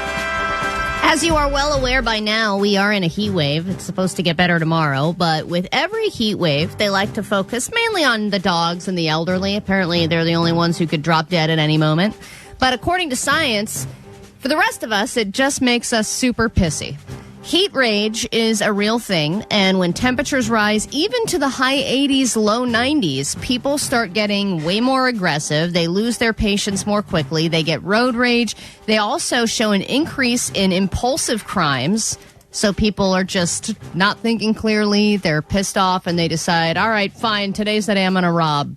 And there's also more fighting among couples, and generally reduced cognitive function. So, for example, if someone tells you something and then a few minutes later you can't even remember you had a conversation, that could be as a result of the heat. And I know that we've had some issues with the AC in this building. When it gets super hot, it does feel like you can't think straight. But on the flip side, when the air conditioner is working, it is blasting so high that I also can't think straight. I think you're actually angrier when the air is blasting because you think it's some sort of a weird sexist move made by like a big power move by the men who run this. They're like, hey, let's keep it nice and cool in here for our balls. I totally agree that being cold makes me way more pissed off than being too hot. I think the reality of heat rage or whatever they're calling it, I think people are much more irritable when they're hot, for sure. And I think that people are oftentimes like very lethargic feeling because they're just like hot and sweaty and gross feeling. I think you lose motivation for anything. So that's ever. I don't really understand the concept that like the fighting is on the uptick. I could see why people have. They said fighting and domestic violence. I would think like road rage too. Totally. Maybe domestic violence is over the thermostat. It's like I could see that. That makes sense. But I mean, other than that, turn it down, damn it! I don't understand. I do agree. There's an irritability in general, and I'm currently coming to you from a place where the AC is rarely working here at work, and then my AC crapped out at home, too. So I think your car is the only place left that has AC, right? I don't want to jinx it. I just go to grocery stores and hang out in the cheese aisle. This is what I do now. I just hang out in the cheese aisle, and I love occasionally going over to Costco just to hang in that walk-in freezer. And I will say, I don't know if this is scientific evidence, but when I watch people in the walk-in freezer area of Costco, they always seem like they're in a great mood. Yeah. So maybe there is some proof to the fact that people are in a better mood when they're cold than when they are hot. But I think that when you're at your temperature, your prime temperature, and everybody has their temperature. Mine happens to be 72 degrees. That's the perfect temperature. And if things are at 72, I'm perfectly happy. 69 is not only the funniest, it is also the best. I think it is scientifically that is the one that people are at their best sleep. Too cold. It's not too. It's perfect. Nah. Talk to science, Allie. Perfect. I don't want to talk to science. They make me feel stupid. Call science. That's the number. All right, here's how you can get a free flight. This is if you are unhoused, if you're homeless. A guy in Santa Monica is offering free flights to anybody who is homeless and just wants to go back home. They just want to go to their hometown. A free one-way flight or a free bus ride to anyone who's saying, hey, you know what? I moved here. It's not going well. Now I'm broke. I don't have the money to get back. I'm stuck in this city. And apparently a lot of the people who have applied for this, which this guy said he's gotten hundreds of calls just in the first week. He flew 7 people home within the first week of offering this. But he said a lot of the people that call him are like, I don't feel safe here anymore, which is crazy because, you know, some people feel unsafe because of the homeless problem. And it's sad to think that people who are actually homeless are like, I feel scared. I don't want to be on the street anymore. And if you fly me home, I will happily leave. Do you think any people are using this as stolen valor? Like someone has a place here, but they decide to like cover themselves in some dirt? And I'm from Cancun. I just want to go home. Yeah, I just got to get to my house. I don't have a house here. I want to see my loved ones. I mean, that's the thing. Whenever someone tries to step out, I get it. This is one individual that's got some extra money. He's like, all right, I'll just go ahead and solve the homeless. He's kind of doing it. Yeah, but why would you want to leave SoCal if you're homeless? This is like the best place to be homeless. It is the best but there's. I think he's saying that that's changing. It's not changing. Weather-wise alone, it's not changing. I understand that there. Did we just talk about how hot it is and how miserable everyone is in the heat? You're at the beach! That's only for a little bit. You can move around. Santa Monica has been like, that's the all-star team of homeless, has been for so long. That was the final stop. It's one of the first things I learned when I moved here. They're like, the final stop on the Greyhound is Santa Monica, and they throw all the bums off the bus, and that's where they live. See, I always thought that was Venice. Well, and then I feel like it moved north. Now it's everywhere. But if you have the opportunity.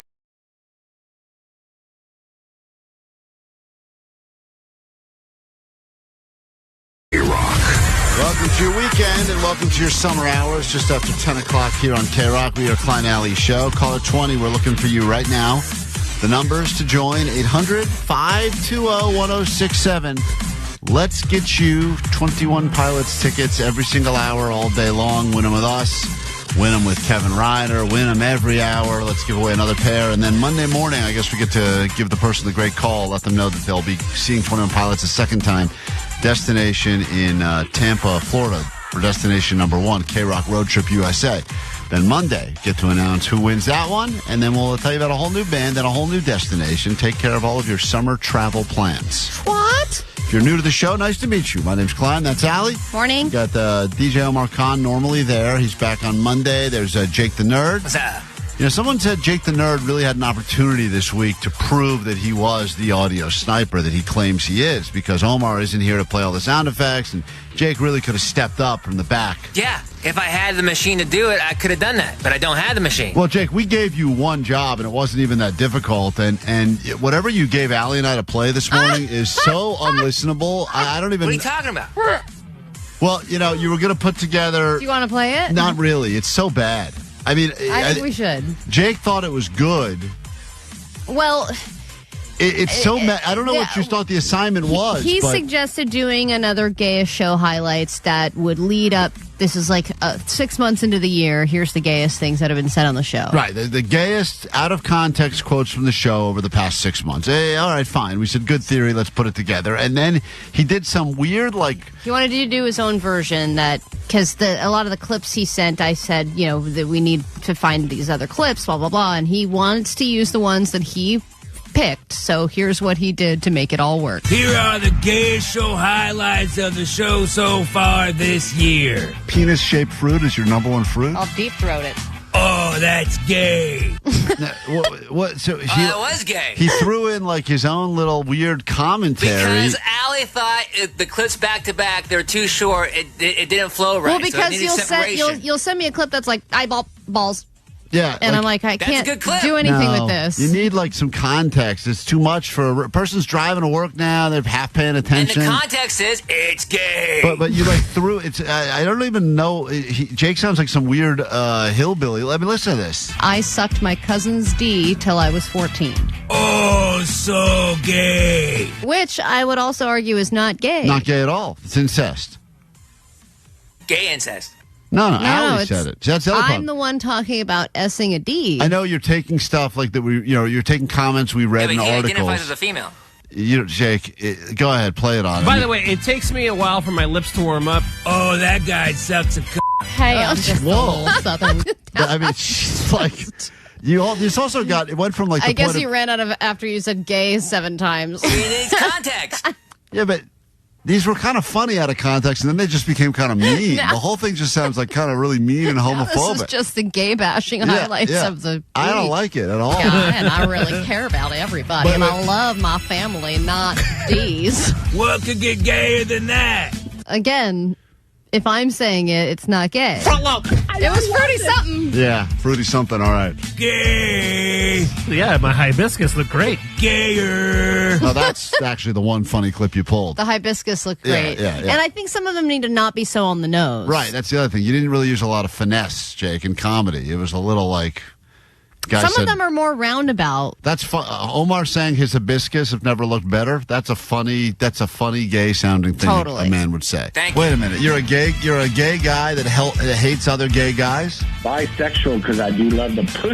Oh, the gayest. Again. Yeah, once again, I just don't think it works. Oh, you failed. You had a chance. You had a great chance to step up. But we appreciate the effort. No, I don't. Oh. I don't appreciate it at all. I appreciate the effort. It's a giant waste of everyone's time. No. I'm upset that we even spent time talking about it. Let's go ahead and forget about that right now and give away some tickets. Annie, good morning. It's going to be the number one takeaway. Good morning.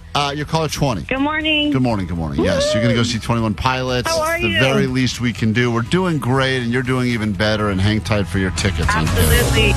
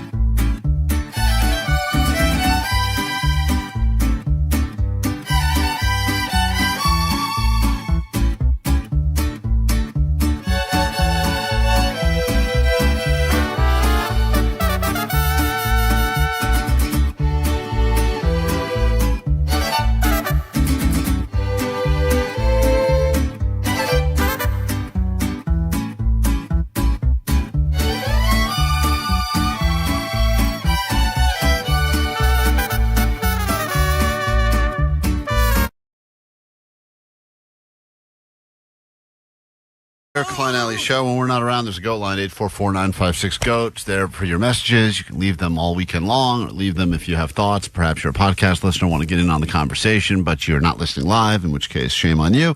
Or you're a net banger, and you enjoy watching along on YouTube, but still want to get involved in the show. I wanted to play this message while we have time. So my question is I always thought camel toes as a woman. Hold on, that's not the right message. Hold on. Oh, wait a minute. I want to hear about that. No, that's a different message. Are a great thing? I'm winning finally. That's Let not me check. That's fully actually intact. That's actually an interesting message, which we will get to if we if we have time. But that woman has an interesting theory about it. This is the message I wanted you to hear. Hey guys, first time caller. Love your show. Love your podcast. So I can only listen to the podcast just because I don't wake up as early. So right now I'm on the 523 podcast. Listening to Jake lose all that weight. Yay.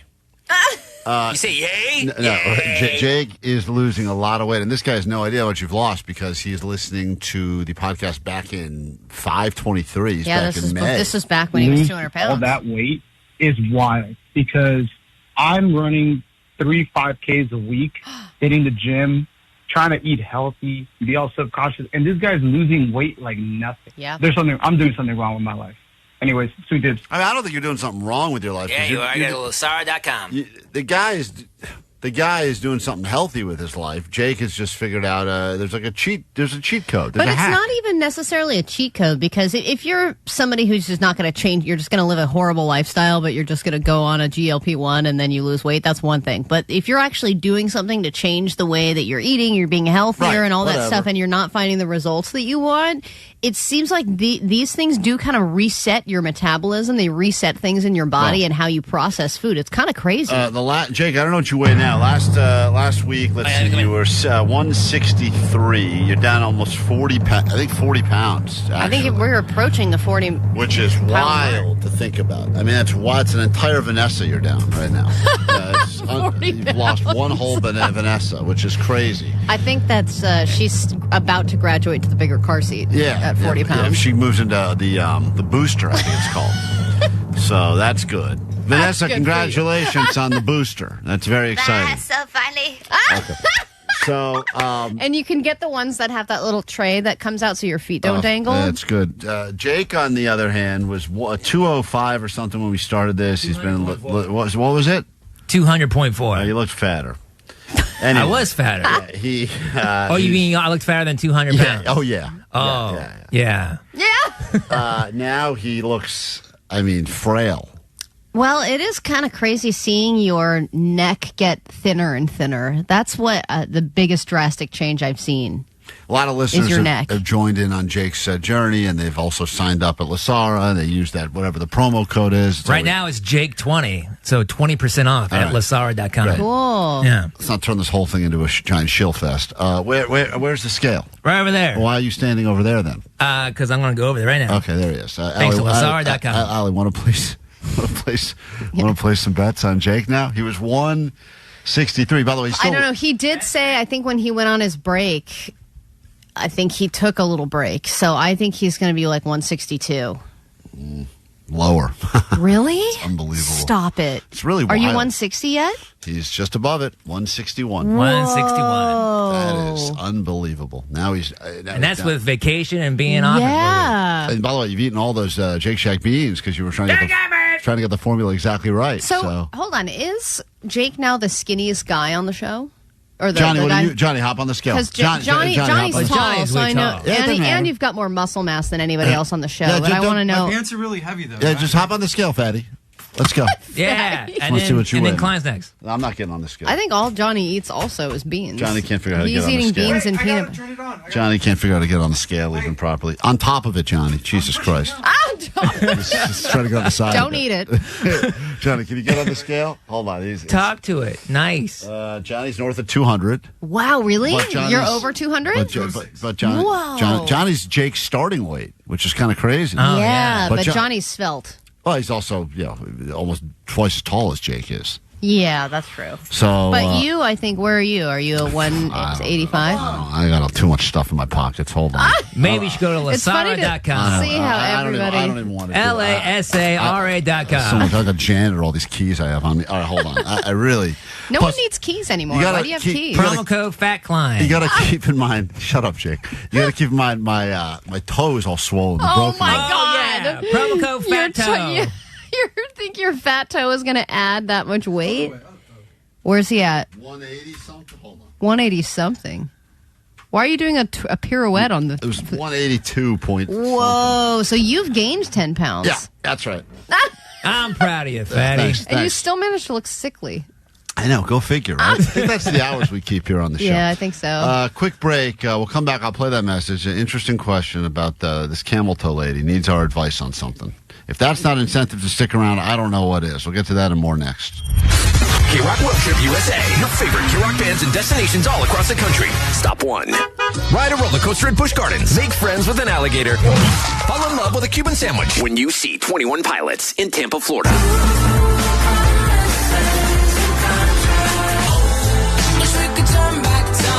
Qualify all week and you'll instantly win tickets to their show at BMO Stadium October 26th. We're 21 Pilots and we don't approve of that. Yeah, but KROQ does.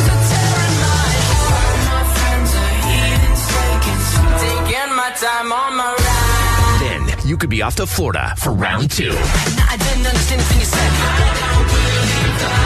Because nothing says summer like music, humidity, pirate parades, and a lizard watching you eat lunch. Courtesy of Live Nation and Atlantic Records. The world famous KROQ.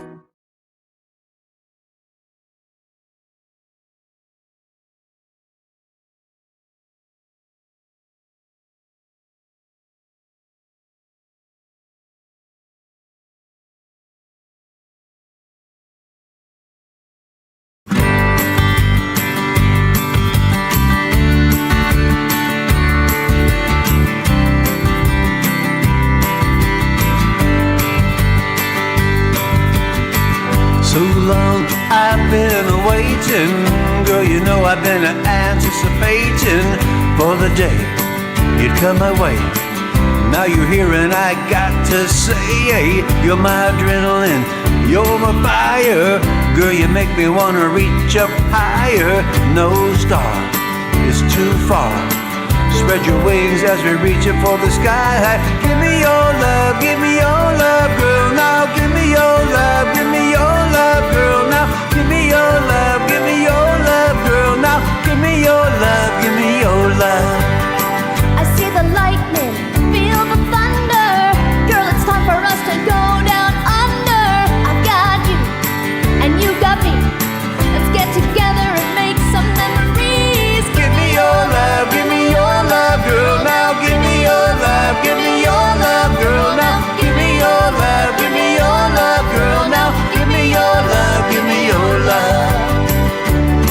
I got a shoulder you can lean on. When times get bad, Don't be sad, right here by your side. Yeah, yeah.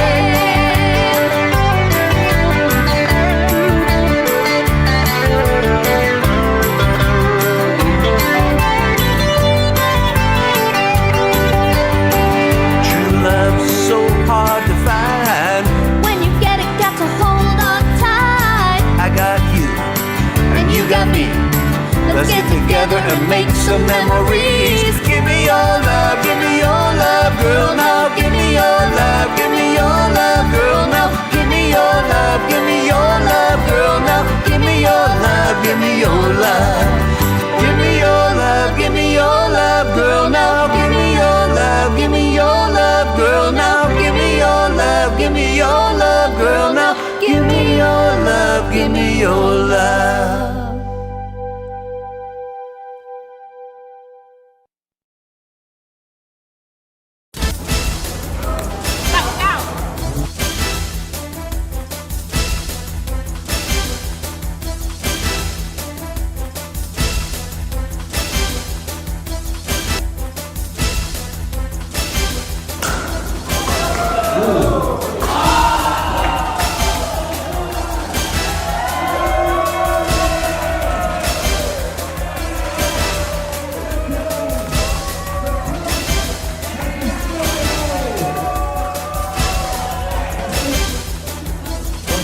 are. That's the word. Did Ali inspire you in any way? Yeah, 100% children.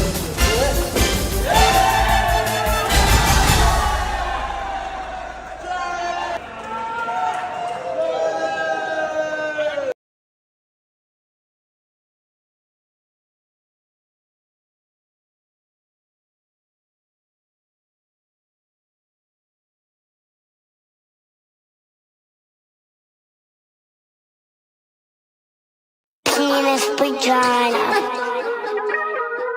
Penis vagina. Penis poop pee trailer.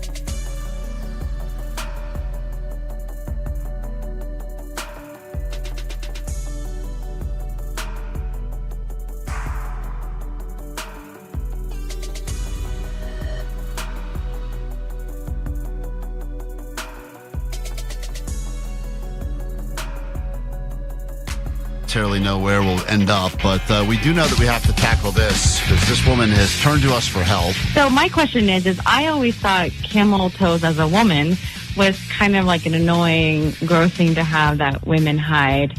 But my husband says, no, that's not necessarily the case. We'll have to get to the bottom of that, and we'll do it next on KROQ.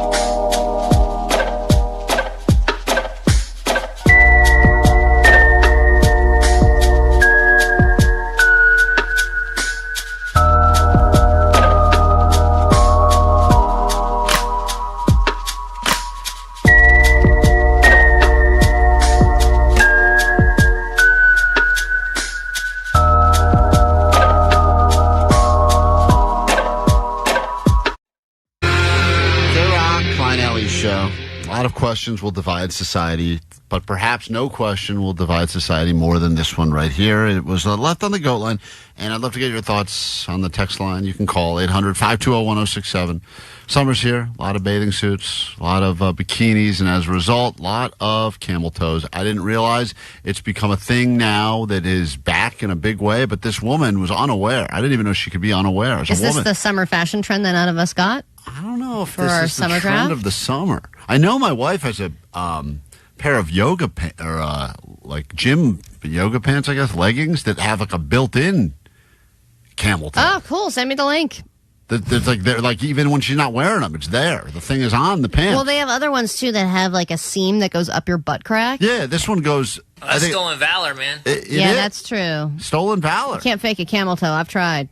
Allie spends her whole life doing this. Listen to this message. Hey guys, sweet Dibs. Question here, or maybe an opinion. I'm sitting here watching the Valley tonight, and they're talking about moose knuckles, which I didn't know what those were. So I asked my husband, who said they are basically a camel toe. What women have. Mm-hmm. So my question is I always thought camel toes as a woman was kind of like an annoying, gross thing to have that women hide. But my husband says, no, that's not necessarily the case. So I just wanted to know your guys' thoughts on this. Apparently moose knuckles are good and bad. If you have a small package, big package. Is the same true for a camel toe? Mm-hmm. Cool. Thanks. Let me know, guys. Bye. All right. Well, when we have no one else to turn to for hard-hitting questions like this, you can always use the GOAT line. And she's wondering if it's check out a woman's package. A bad thing or a good thing. It does depend. I mean, for guys, I would imagine that if you're proud of your stuff, then you don't mind a moose knuckle because then everyone can see it, right? I mean, in the gay guy community, it's moose knuckles all the time. You get in those little Speedos and stuff. You want to show everybody what's going on and how it's all arranged.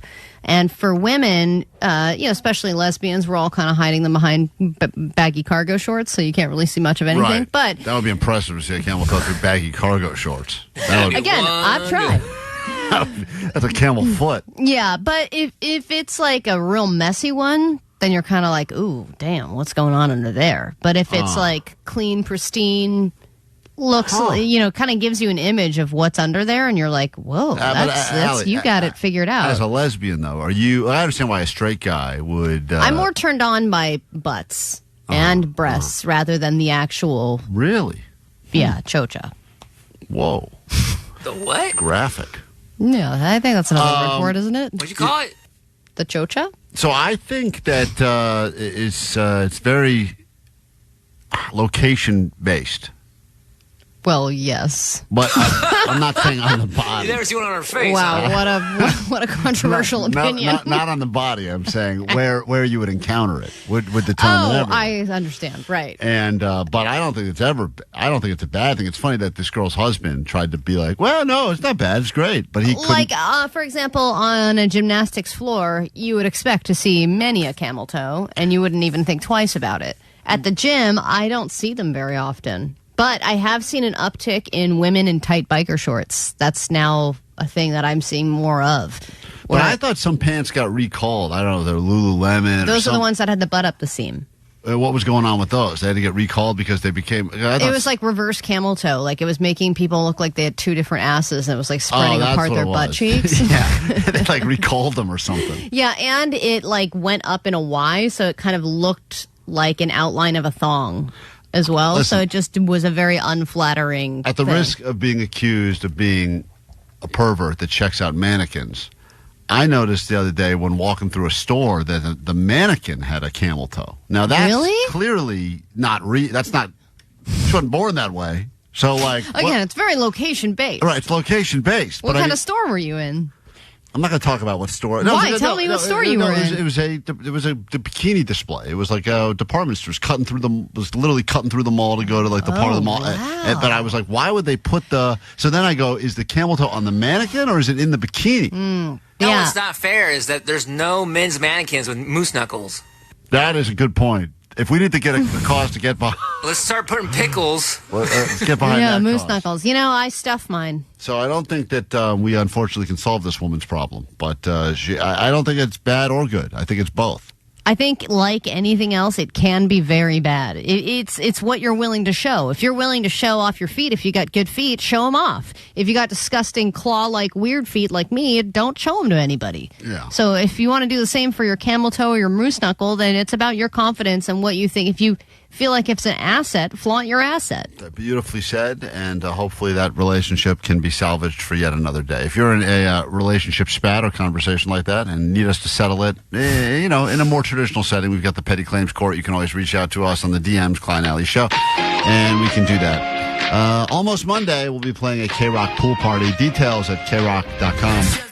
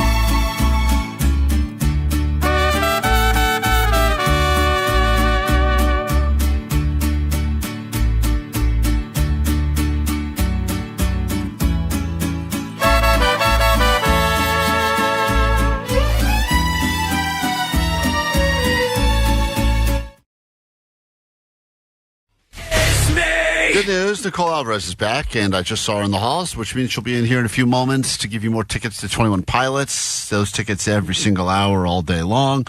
Win them, and then Monday morning we get to give away the trip and let you know who's going to be going to destination number 1, Tampa, Florida. I can only imagine the destinations will get better from there. Offense intended, Tampa. And we will give away more of those trips starting again next week with a brand new destination and a brand new band. Where will it be? Got to tune in and find out. Takeaways today's show, then the weekend song can officially begin.